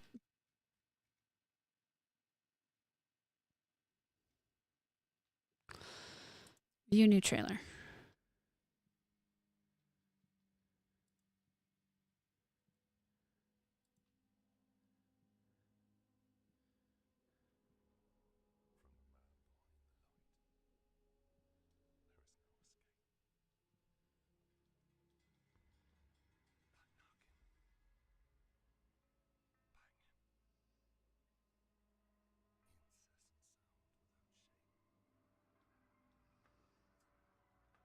You guys can't hear anything.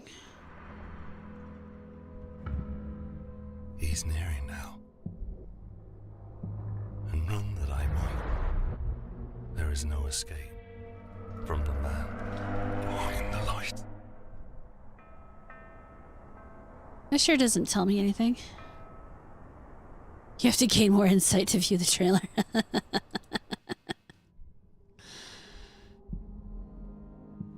Yeah, that really isn't a lot of information, is it?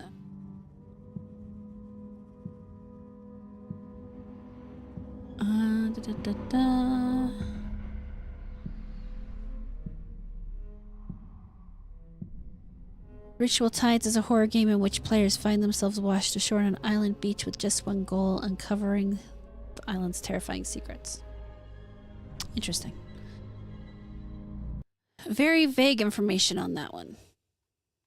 Now, I have heard of this one. Should be here. Oh, there's a demo too.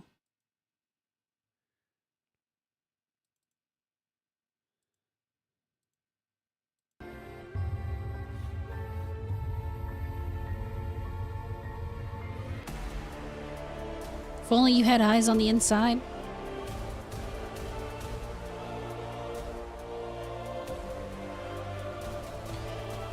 I mean, I could probably join the Discord or something if I cared that much.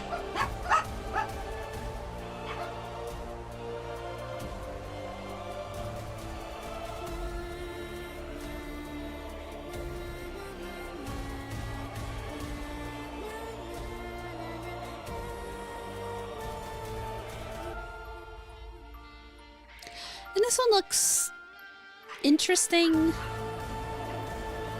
but, you know, it also looks the same as many games like this, if that makes sense.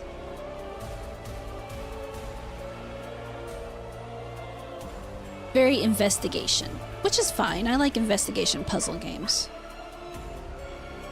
Well, maybe I'll give the demo a shot.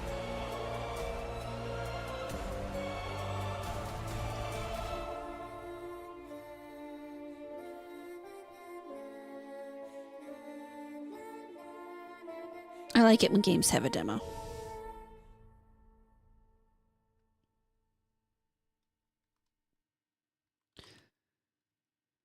And that's everything that Grok came up for Lovecraftian themed games for this year.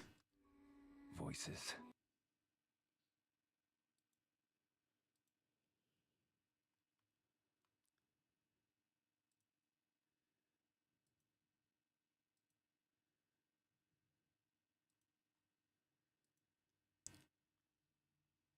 But there are some interesting things.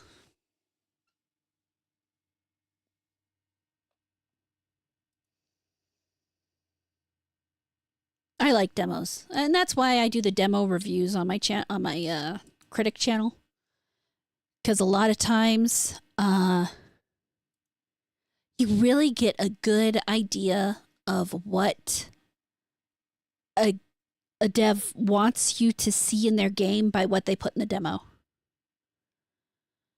I think we're getting more demos today than we used to. Like a lot more, because I mean, I can always find some kind of demo to play. Like even that Styx Games game.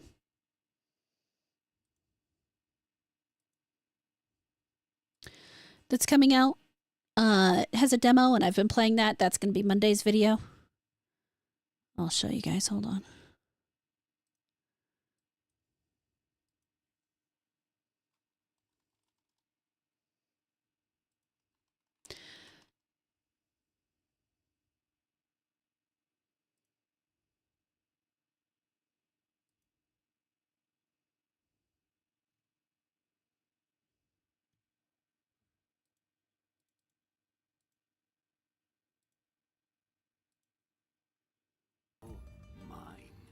This one.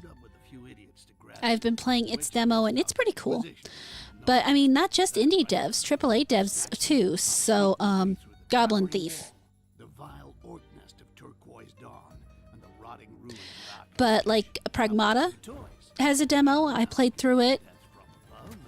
Not in love with it myself, but nothing particularly egregious about it. The game played well enough, has some interesting ideas. I think the people who like that kind of game will enjoy the game. And like I was saying, demos really show you what the developers want you to see in their game. So, you know, you get a storyline focused demo, they obviously want you to focus more on the story. You get a gameplay focused demo, they want you to focus on the gameplay. And that's all pretty cool. This definitely has a hard focus on the stealth thing, which, you know, makes sense. You're a rogue, you're a thief, so. But yeah, cool stuff there.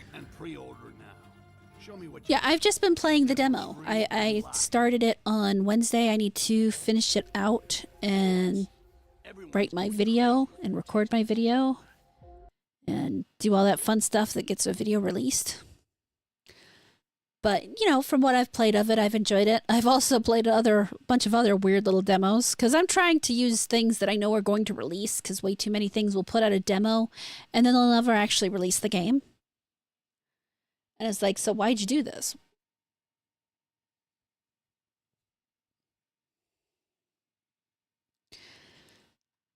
How many games it has? The game?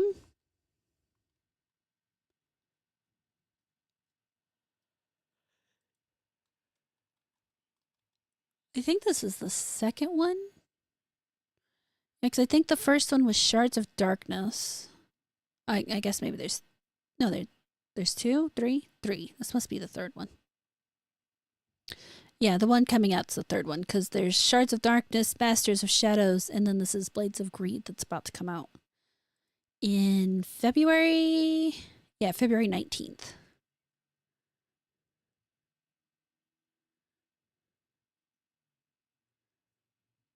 Interesting that they call it similar to Sekiro.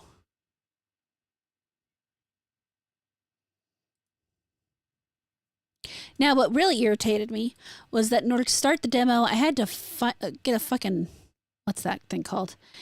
I had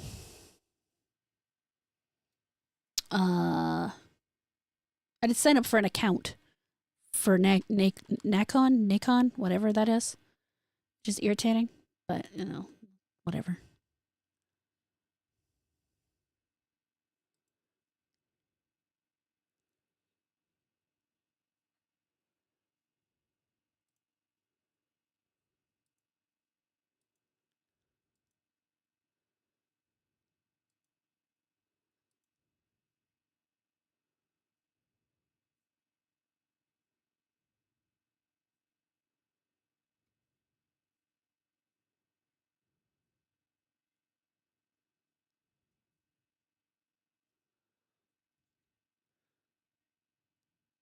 Not very good at stealth games.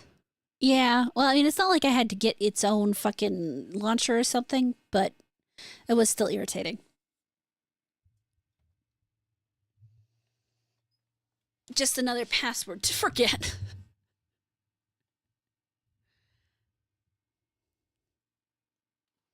But, you know, it won't be that bad. It wasn't that bad. It was just, you know, it was just a little irritating, that's all.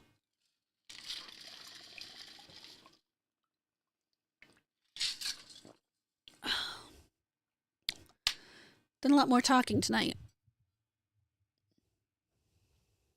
Today, whatever. Than usual because I'm yelling. Actually, the yelling probably is what made my throat hurt.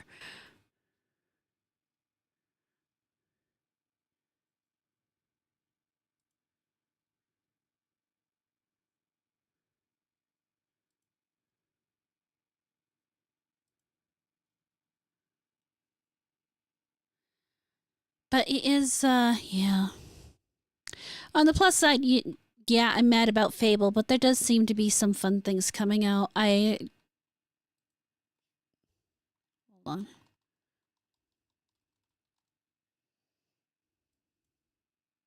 At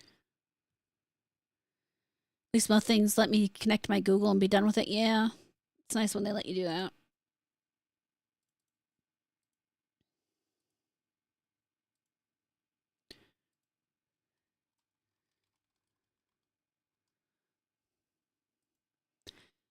This is what I'm looking forward to. And yeah, I did play Goddess. Actually, I still have Goddess. Which reminded me a lot of Black and White. Because it's, you know, the whole God hand thing.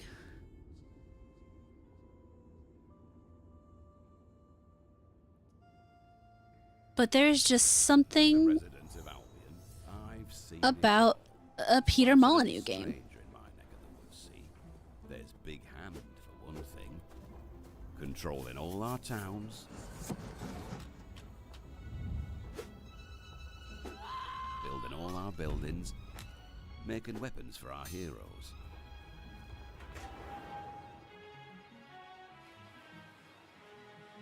It's like... But what really freaks folk out is when Big Hand takes possession of them. Boink. Goes exploring and questing. You know, the first time he said anything about it was in... It was like 2 years ago? A year and a half ago? Sorry, it was 2024. I want to say it was at the Game Awards. Because Big Hand is our protector, see? Now, I am... The sun's gone down. Doesn't look like there's an Creatures of the evil night choice in this rise up. game. But at least you get to do this.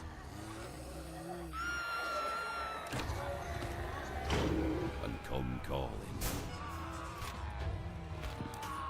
We have heroes to stand and fight, of course. But Big Fingers is the keystone in this castle.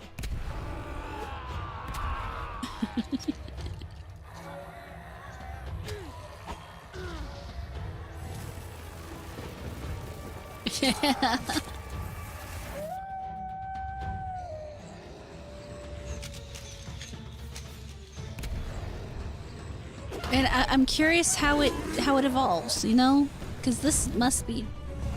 How far into the game is this? Is this the level it stays at? How much are you able to advance it? These are the questions I have. These are the questions you have to look at and ask a Peter Molyneux game. There's one seat empty in this story. That of the Master. Might you be the one to sit on his throne? Might you be the next Master of Albion?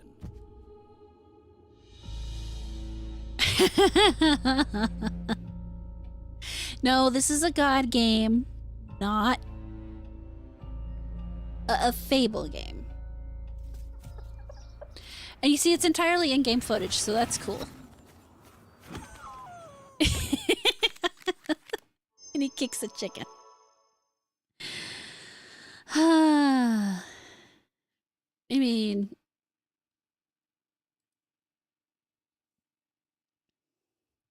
I love the fact that there's the building, but how much is there? That's the question. Could you advance to the point where you're building more advanced walls? That there's a lot of questions to ask. And what kind of adventures can you have? What is out there? Will of the people carries much weight out here. Earn P by completing food orders. Gestures. Thumbs up, thumbs down. Asshole. Large cakes. Here's produce. Here's more gestures. Weird designs. Pie pack. Chef, Miller. Okay, here we go. Buildings, turrets, lumber mill, weaponsmith, armory. Oh, nice. You get the ability to encourage people, pick up logs. Okay. What's this? Are you making the armor? Order 1 armor female. And you know, that's the thing. So normally from a Peter Molyneux game, I would expect overpromise, underdeliver. So the question here is, has the man finally learned his lesson and he is no longer overpromising? Instead, he's underpromising and overdelivering. I don't think that's very likely. I just, as much as I love his games, I don't think that's the case. If I eat a lot of pies, will my guardian get fat?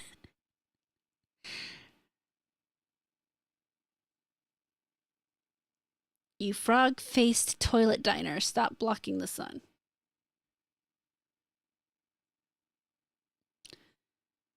Find the last boy, return him to Oak Ridge Tavern. I mean, it has that same humor. It has the humor that Fable is looking to play off of. Oh, is that not all of the pictures?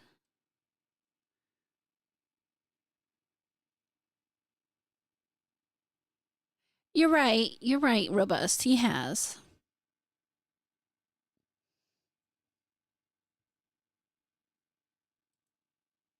He'll get there someday. But is today that day? That is the question. And I mean, on the plus side, this is all in-game footage and shit. So you know that this is actually in the game. It's flipping him off. That's great.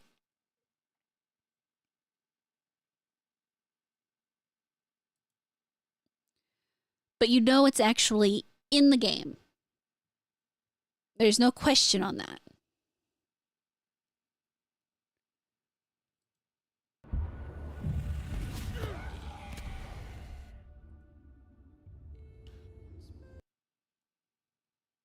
But yeah, I mean, I'm gonna get the game. This is the game I'm getting. No, there's no question. I'm going to get this game. the question is, how good will it be? That will be the ultimate question.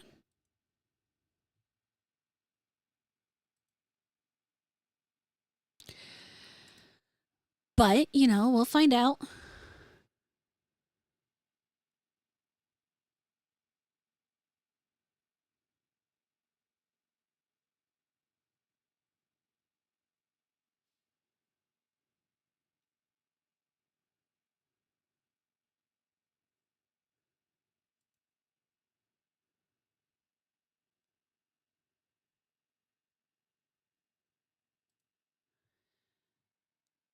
YouTube ate both my comments because I said girl have cootie. The question of how much of what's shown ends up in the final product. Well, yeah, I mean, I feel like he's got the game more or less done now. If they're going to be releasing in April, I guess we'll find out.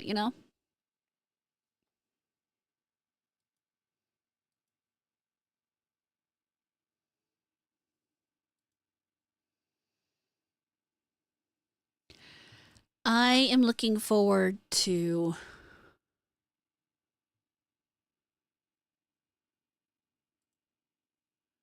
playing it either way and seeing what disappoints me. I mean, I disagree. I think no matter how I feel about the Fable, the new Fable game, that it will actually, it's not going to do like blockbuster hit numbers, but it's going to make enough money to justify itself.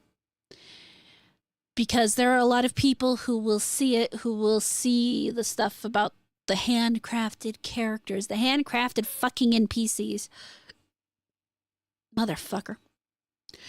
And we'll be excited about that. The fact of the matter is the bones, well, no, not the bones. Because they've, as far as I'm concerned, they stripped the bones out by not making this anything like the namesake of the game. This has no resemblance to a Fable. Thus, they have stripped the bones out. But by making it, by taking out a lot of the things people remember and identify with, they will make an okay amount. They will make more than they invested. I do not think it's going to be anywhere near as good as the original games. And the majority of the people who play them are the people who didn't really care for the morality anyway. The people who didn't replay the game to see how different choices affected their appearance. The people who didn't like who don't like being labeled evil. Some people genuinely just do not like being labeled evil. So, yeah.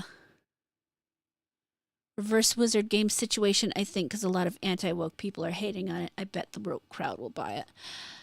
I think this is a safe game for the normies to buy. I think that's where you have the bigger thing. Because let's face it, if the woke crowd was actually going to show up and buy anything, Concord would have succeeded, Veilguard would have succeeded, Avowed would have succeeded, but they didn't. I mean, Avowed barely did okay. Veilguard was an utter flop. Concord shut down. So being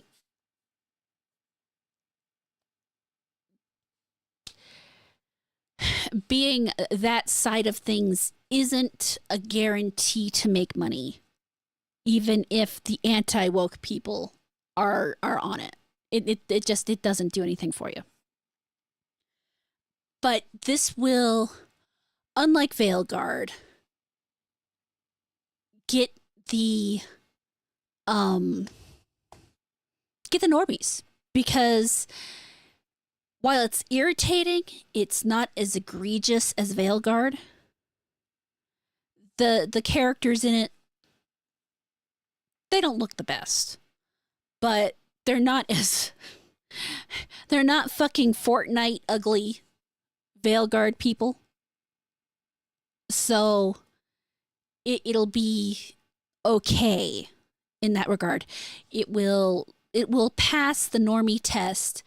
The marketing, yeah, it does look better than all three of those. The marketing push will push people into it. There are, and we all know this, there are people who will see, excuse me, who will see those famous, what's a good woke game? Well, how are we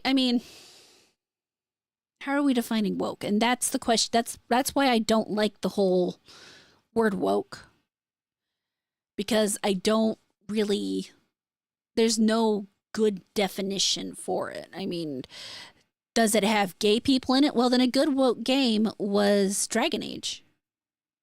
There was wokeness in that to varying degrees. All video games have something, all good classic video games have things that could have been considered woke in them by today's standards. But that's going by today's standards. You don't judge things from the past by today's standards either.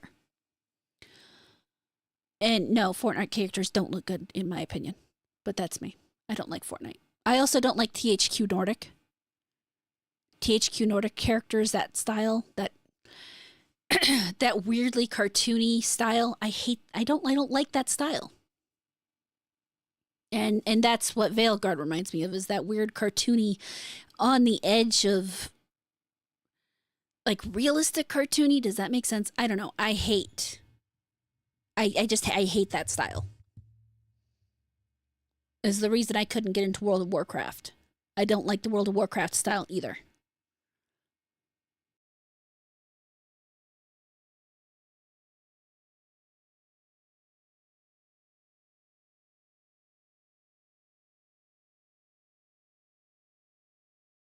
I preferred EverQuest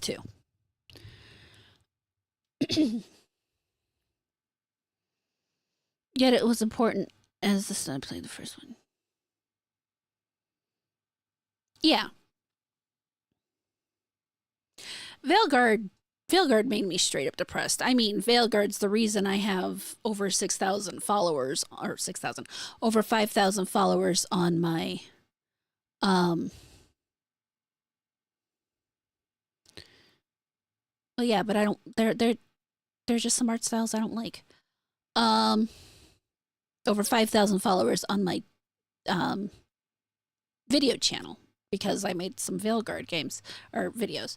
And I could probably really up my count by doing some Fable videos, but I don't want to do angry videos. I want to do review videos. I want to help people find games they're going to like, or avoid games they're not going to like, as opposed to just constantly yell about games I'm mad at or it's stupid things the industry's doing. We've got people who do that way better than I do. So I don't need to do it. They're much better at it than I am. I could ignore it. I don't give a shit about not very nice. Yeah, and that's the other thing is, let's look at Kingdom Come Deliverance. That had a gay choice in it. A lot of people got really mad about that gay choice in it, and the Muslim guy.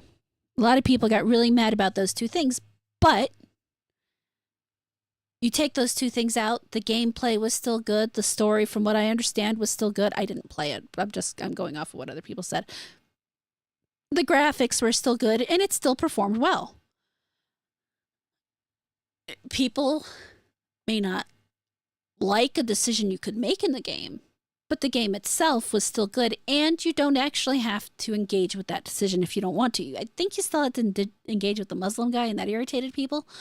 But, overall, the game was still good, despite changing something. But the difference is that it wasn't meant, how do I put this? It didn't focus on that, its entire story wasn't about sexual identity. And yeah, when you focus your story less on telling a story and more on lecturing people. And that's the problem, is that a woke game today is a game that generally lectures people as opposed to introduces them to a story and helps them experience the world and the characters and whatever. It lectures to them instead. It's like you've got to feel good about doing this and feel bad about doing this, which is ironic when you consider what they're doing to Fable, because now all of a sudden morality is subjective. Well, is it really? Kingdom Come 2 is great, and I can't speak for the gay storyline, but Musa is actually one of my favorite characters. See? But, I mean, there are plenty of people who would disagree. And whether those people are right or not, I have no objective opinion. I can only subjectively say what I've heard. But, it does well, despite the fact that some people would now call it woke. The game dev didn't help them any. He really didn't. People like to play games to escape from reality for a bit, not to play a reality game. I mean, you can say that. I mean, that's true. This is true. Because a lot of people, if I find that so funny, a lot of people when I'm talking about fucking Fable and the lack of objective morality in it, and they're like, well, this is closer to reality. And it's like, I don't play Fable for reality. It's a game called Fable. How real do you want it? It's literally a fantasy game. Part of that fantasy is, believe it or not, the ability to do objectively good and objectively bad things. Because a lot of times in this world, a lot of things are subjective. So it's nice to be in a situation where, if I do this good thing, it's just going to be a good thing. And people are going to be happy that I did it. And that I'm not going to have to go and explain to somebody else who, for whatever stupid fucking reason, disagrees because I did a good thing. And they think it was wrong because maybe I didn't go through the government to do whatever stupid shit they want to come up with.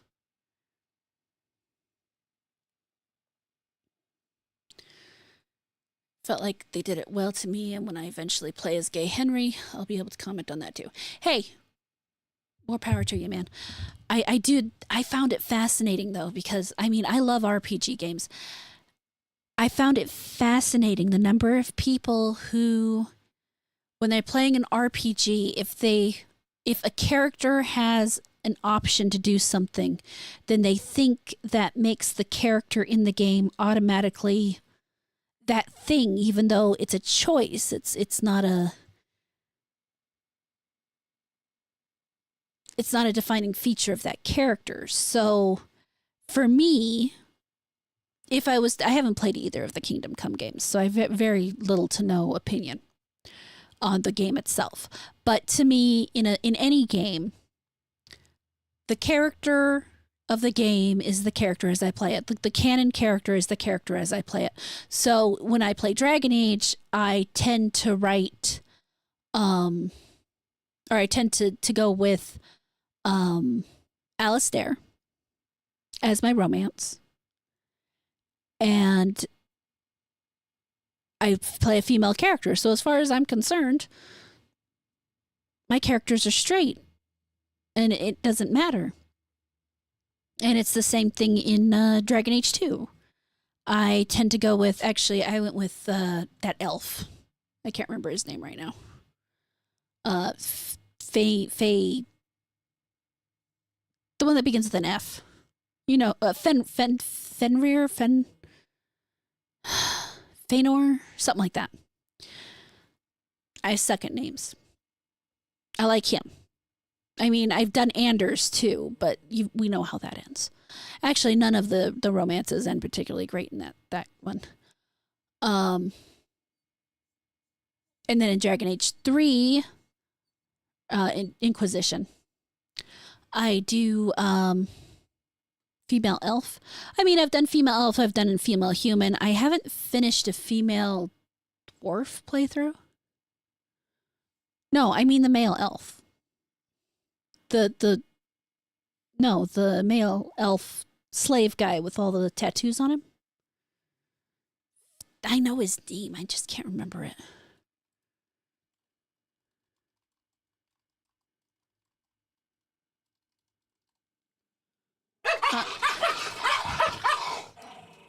Guys. Sydney, come. Sydney. Come here. Sydney. Just a moment.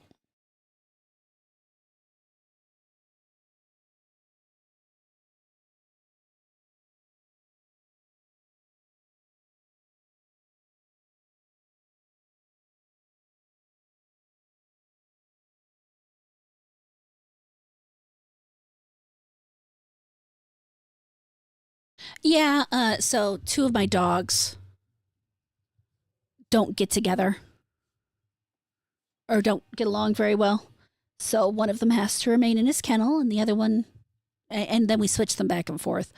And every so often, they'll decide that they want to yell at each other through the kennel. So it sounds a lot meaner than it is, but it's not. No, I mean, I was talking about Dragon Age 2, Matt.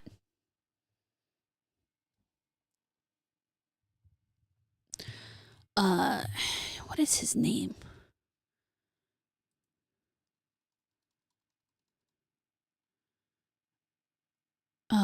Companions.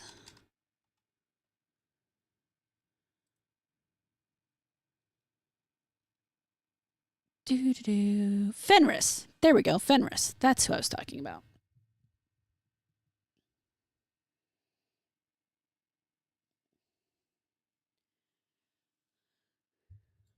And yeah, in Dragon Age 3, I went with Cullen. Because Cullen's hot. But yeah, I mean, my choices about the character are what matter. The other choices. Yeah, the one with the lyrium tattoos. Yeah.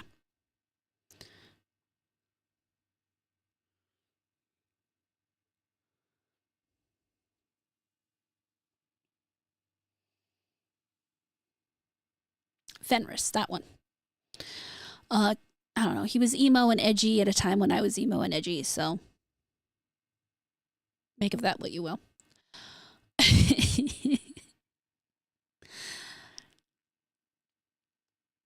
and then yeah, so Cullen in the third one. And so yeah, at the end, yes, my female inquisitor could very well have slept with any female in the party, I think.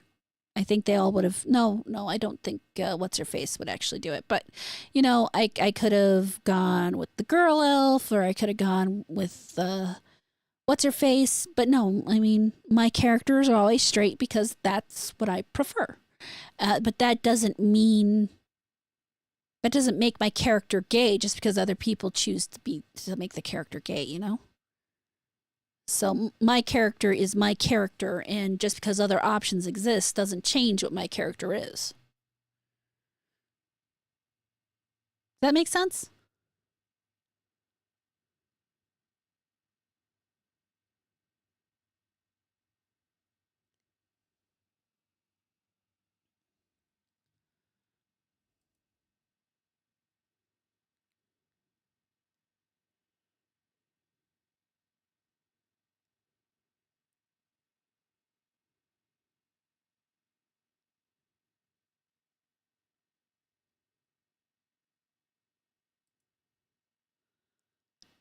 Yeah, anybody can be as gay as they want to be, or I can just not be gay because it's not my thing.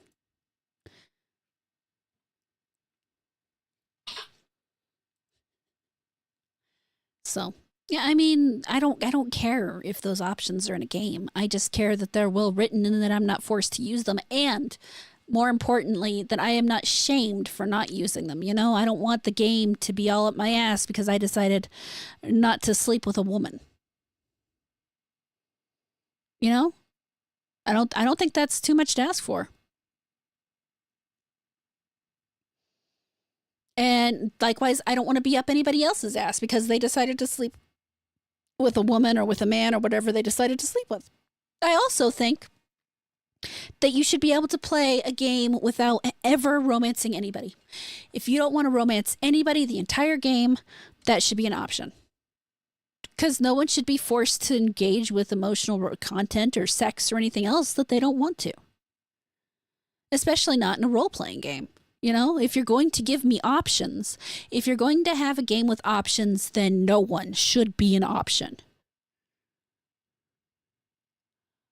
Hi, Dave. You can't hear me, but you want to say hello. Thank you for popping in and saying hi. Everybody say hi to Dave. He can't hear us, but he can't hear you anyway. He's at the pub. Buy a drink for me, Dave. He still can't hear me. It's nice of him to stop by, though.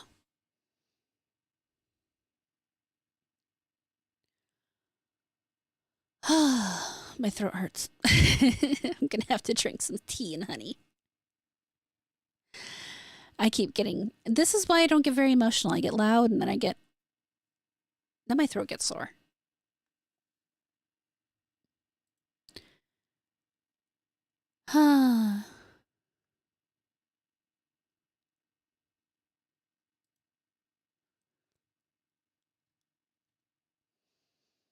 What else? So, yeah, I mean, so much out there. I mean, the plus side really is that there are going to be good games coming out this year. There are games to be excited about. There's reasons to enjoy gaming.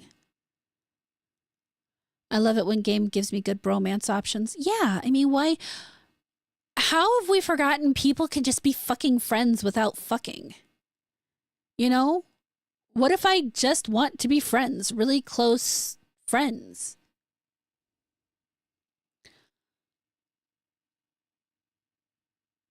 How have we gotten to a place in the world where people have forgotten that you can hold emotions, strong emotions towards somebody without it being sexual? Why? How have all emotions turned into sex? Oh, you hate those people because you want to sleep with them. Oh, you like those people because you want to sleep with them. No, I don't want to sleep with them. I just want to hang out and have fun. There's so much more to the world than sex. I mean, don't get me wrong. Sex is fun, but it's not the end-all be-all. You can only do it so much. It can get very messy. Sometimes you don't want to clean up. Sometimes you just want to sit down and have some pizza. Some beers. Actually, I don't drink beers. But you know what I mean.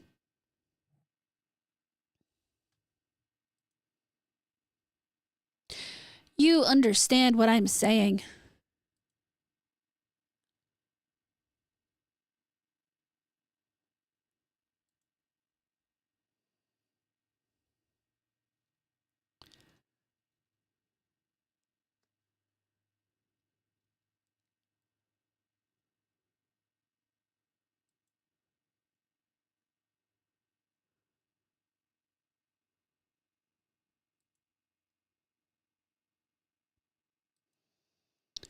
Yeah, humanity. Humanity sucks. I don't remember what it was. My mother and I were talking about the other day.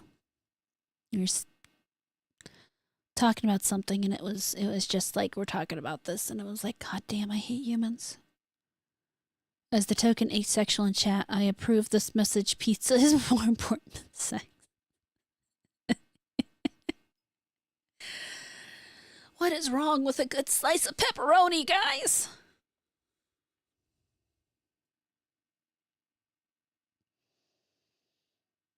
Not everything has to end in sex. So tired.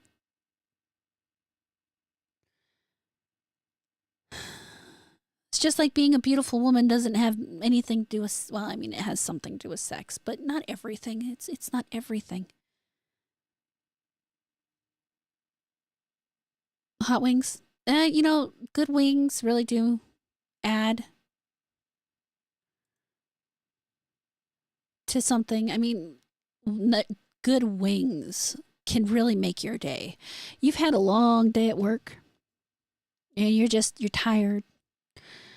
And you come home and someone sets down a big pile of chicken wings, bone in, of course, because I don't like chicken nuggets, with some really good spicy sauce, you know, the kind that makes your nose run just a little and makes your mouth burn. So you got to take a drink, but not so bad that you're going to regret it later. That really makes your day. You know, you can sit back, you can nibble on your wings or whatever in the world, however you prefer to eat them. Personally, I'm a clean them, clean them down to the bone type person. And you relax. You focus on the sauce on your fingers and trying to keep from being too messy. When you're done, you're a little sticky. Yeah, but you know what? You've enjoyed yourself. And you're full, you're content. And you can move on with life. Hot wings really do make everything feel better. Yeah, that what is it? 1348 ex voto. And I'm not interested in that game at all. Oh, you shouldn't do that. Those aren't good for him. What if he stabs himself in the roof of the mouth? I mean, I know people do. It's not like some of it's more worry than anything. So I'm really not going to get on anybody too hard for it. But yeah, I mean, you do got to be careful what bones you get. And as long as he's a bigger dog, it probably doesn't matter. Yes, Zero. Yes, the answer is yes.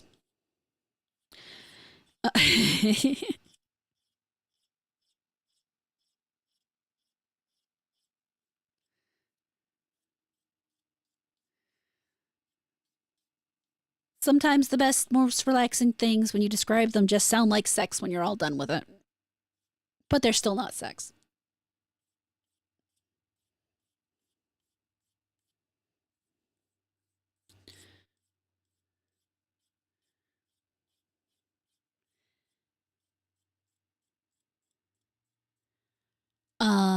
You can eat them. Oh, he's 60 pounds. He's probably fine.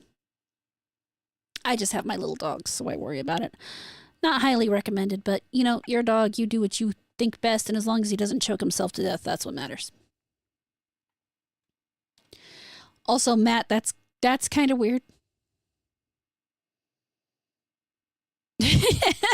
I'm not reading that out loud. But yeah, that 1348X vote, you know, I'm just going to pull that out. Why not? Maybe I haven't given it a good enough look. Maybe when I actually look at it, it'll look okay and I'll want to play it. I don't think so. 1348X voto.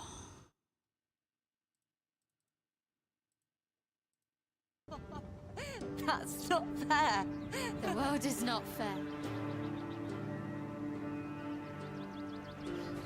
O my noble knight Erin, would thou aid this fair damsel to rise?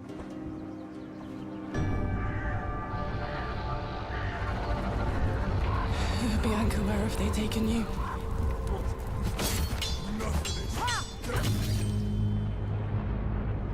Bianca, you are all that is left to me. Okay, so it's girl seeking girlfriend. So, you're the young knight who's brought chaos to this camp. I seek word of a young postulant. She was kidnapped from my town by your men. You murder. You kidnap. I take no pleasure in bloodshed, yet your actions demand it. When the pestilence came, he turned his back on us all. Do you have any idea how hard it is to feed a family, little lord? I swore an oath of justice. Do you believe I enjoy doing the things I've done? Trust me. Nothing I like in that. Also, that's supposed to be a woman?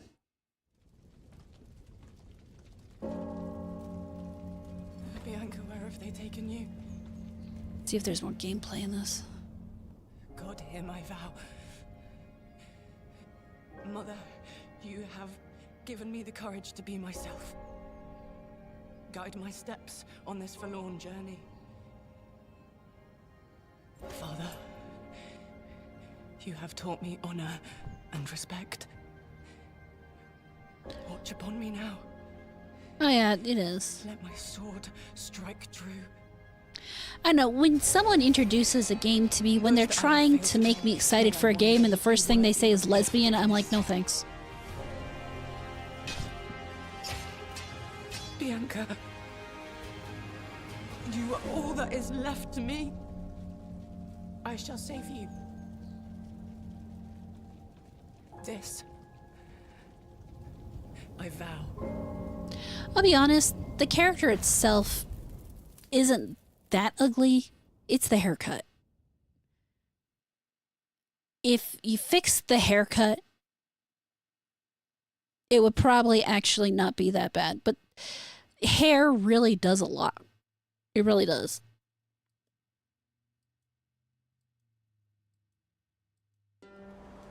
And that haircut on a feminine face, it just doesn't work. What's that name? Knight's Path.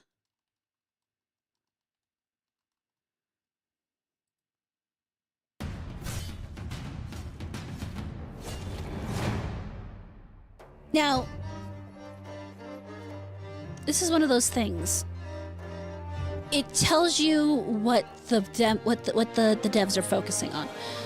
So that 1348 X photo, they're focusing on story. They're focusing on what's going on with the characters. This game, there's probably going to be a story, but they're way more interested in the combat. And you can tell that from the way it's being presented. Just look at the combat. I have Robust, it probably isn't here anymore. He's looked at this though, and he's genuinely excited for the game because apparently the way they've modeled the armor is very true to life. They've given he said they gave the plates their own collision and stuff. So instead of stretching like fabric, they move like plates. And that makes him very, very happy, apparently. He said that in the Discord server. It's a cool looking dragon, though.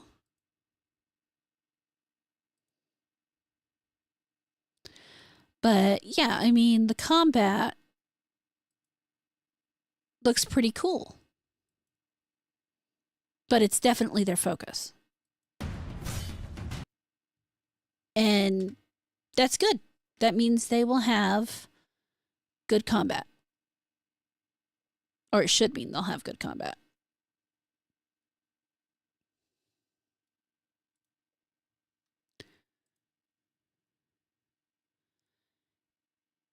It's gonna be... Yeah, and so see, you two could probably have quite a conversation on it. He was talking about it, and I kind of, tuned out because I do.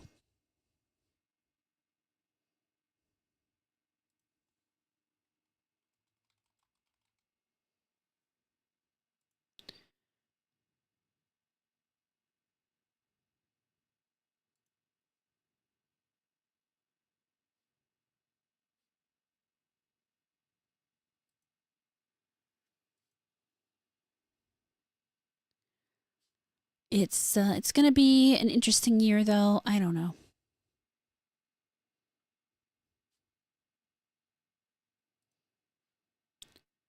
Oh God, here's a new thing. I mean, ask Sheepsidian. He'll get into something, and eventually, I start nodding my head.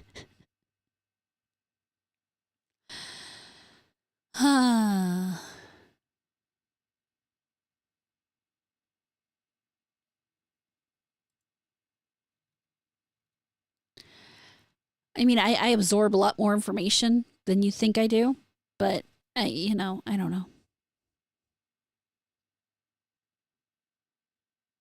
Yeah, I do too. If there is any game that is seeking audience, I want them both to succeed. If there are people out there that genuinely want this game, I hope they buy it. I hope people buy the game and that people love it. That's what matters.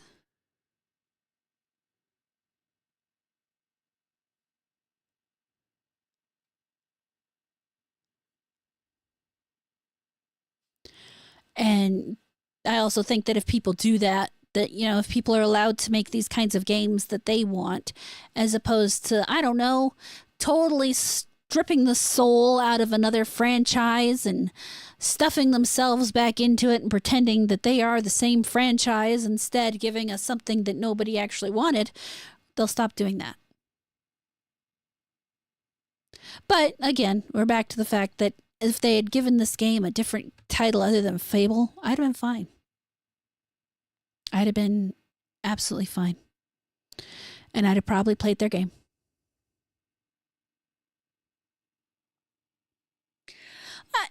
I will be entirely fair to the Knight's Path people. They didn't start it. All they said, somebody said, I hope there's LGBT representation in their game. And they said, we care about games and fun, not modern agenda. That's all they said. And then spiraling started. They went insane.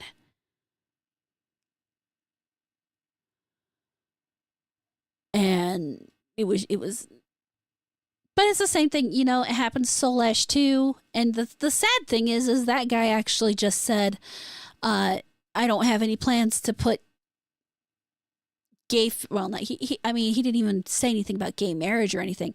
He just said that he had no intent to put, to work on putting, lineage for, people would have just kept asking. And people would have just kept asking until they had to say something. What they said was not offensive, was not anything that should have turned into anything. It doesn't matter what they say or don't say. That's the problem, is it doesn't matter if they say something or if they say nothing, or if they say something politely, or if they say anything other than, yeah, that's going to be there. It turns into a thing. And that's the biggest problem with it. As far as I know, the Knight's Path people didn't do much continuing on harassing people about it. It's the people who have the need to see that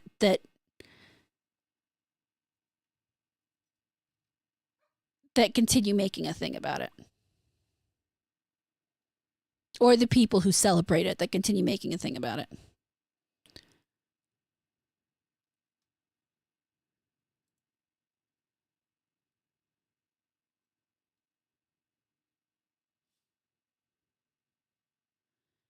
But that's one of those things. Sometimes some fights you have no real way to avoid. You're just going to have to say something and deal with it. Now, what they should do is say something and then move on to it. Move on from it. Don't keep poking the hive. But yeah, like I said, with the Soul Ash 2 guy, he actually said, I'm focused on this other project right now, so I'm not going to be adding in the ability for gay relationships to have babies. That's all he said. He said it a little more politely than that, but he didn't say no. He didn't say never. He didn't say, ew, you're gross. Didn't say anything about a gender or anything. He just said, I'm focusing on this instead. And what happened? He still gets fucking review bombed to this day. And that was, 2 years ago? Over a year ago? Something like that. It's ridiculous.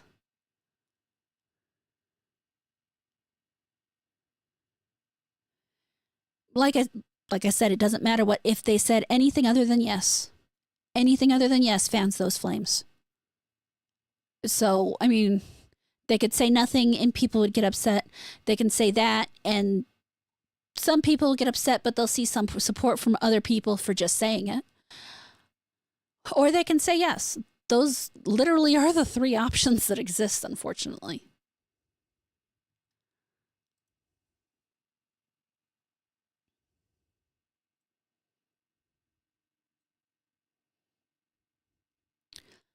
There is no good option. It sucks for them. I do not pity game devs.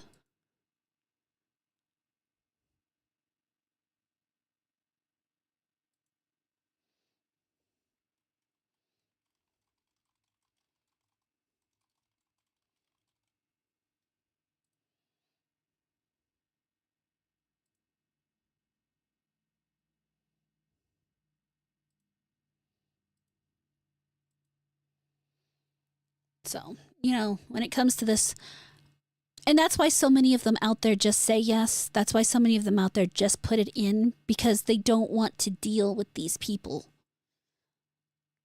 And by these people, I don't mean gay people, because a lot of the people who are upset about it they're not even gay. They're not queer. They're not whatever. They're just rabid people who don't like to hear the word no.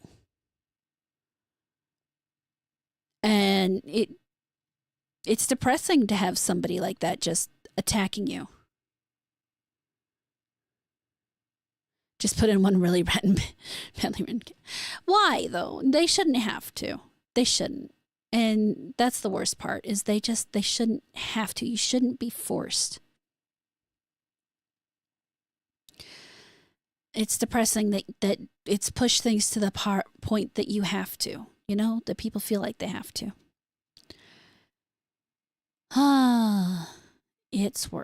It's just depressing. Never wither. Interesting.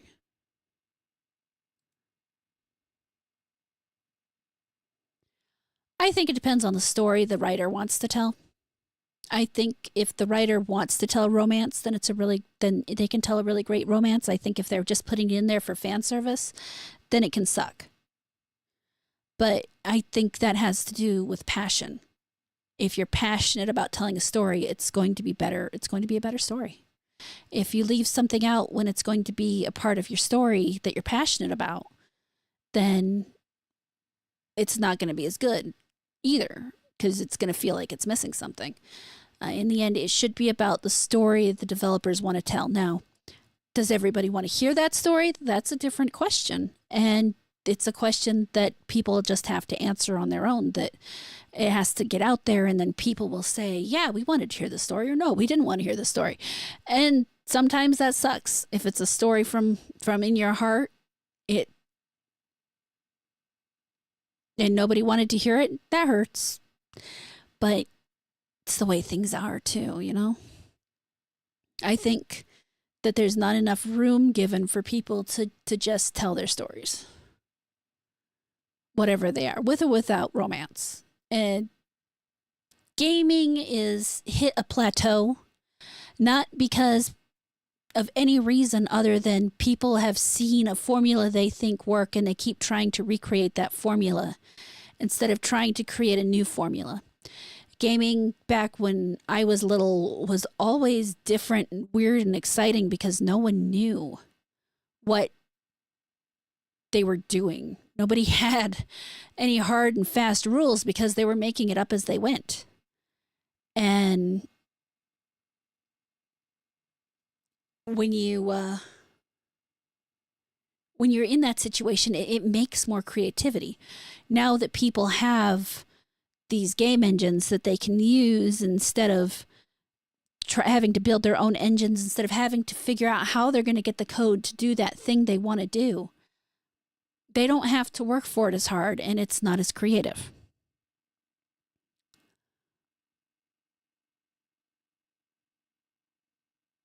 And you see, again, Zero, it just depends on the story they want to tell. I think some of them, like Dragon Age, there were multiple options, but they were all really good options. It all depends on the amount of time and effort you really want to devote into it. But I really hate... I'm just going to make this tweet because fuck it.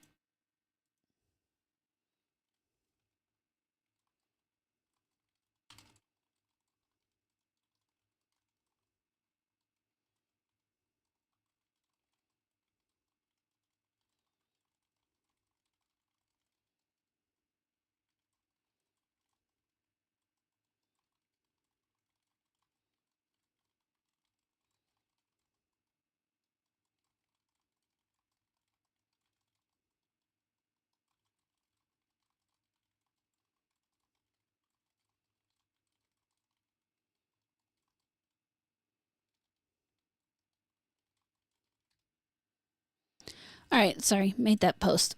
I had to make that. But yeah, anyway. My voice is Yeah, that's true. I mean, someone's always going to feel like you didn't do enough of this or you did too much of that or they wanted to see this. And that's why I say it's about telling the story you want to tell because you're never going to make everybody happy. But if you tell a good story, you're going to make most people happy. And you have to ignore the people who are just going to be pissed off because you didn't tell the story they wanted to hear. And if they have a specific story they want to hear, go tell that story yourself or find someone who will and help them tell the story. But that's a whole thing. But my voice is getting tired. I need to go drink some tea and honey because I'm getting a little sore here, guys. But thank you for coming to this, 2 hour and 45 minute bitch session. I feel better. I do. Getting that all off my chest for now. I'm going to end up yelling more about it later just because it's one of those little things that will just keep pissing me off every time I think it took me so long to get over Vale Garden. I'm here again already. Jesus Christ. So tired. So tired. Anyway. Thank you guys so much for being here. I should be playing Dragon's Dogma tomorrow. We'll see how I feel when we get there. 1 to 3, same time as always. 1 to 4, Mountain Time. 3 to 7, 3 to 6, 3 to 6 Eastern Time. You guys can do the math. I'm tired. I'm gonna go drink some tea, relax, take some pills because I think I yelled myself into a headache. But thank you guys so much. You know what? I appreciate all of you, and I will catch you later. Bye-bye.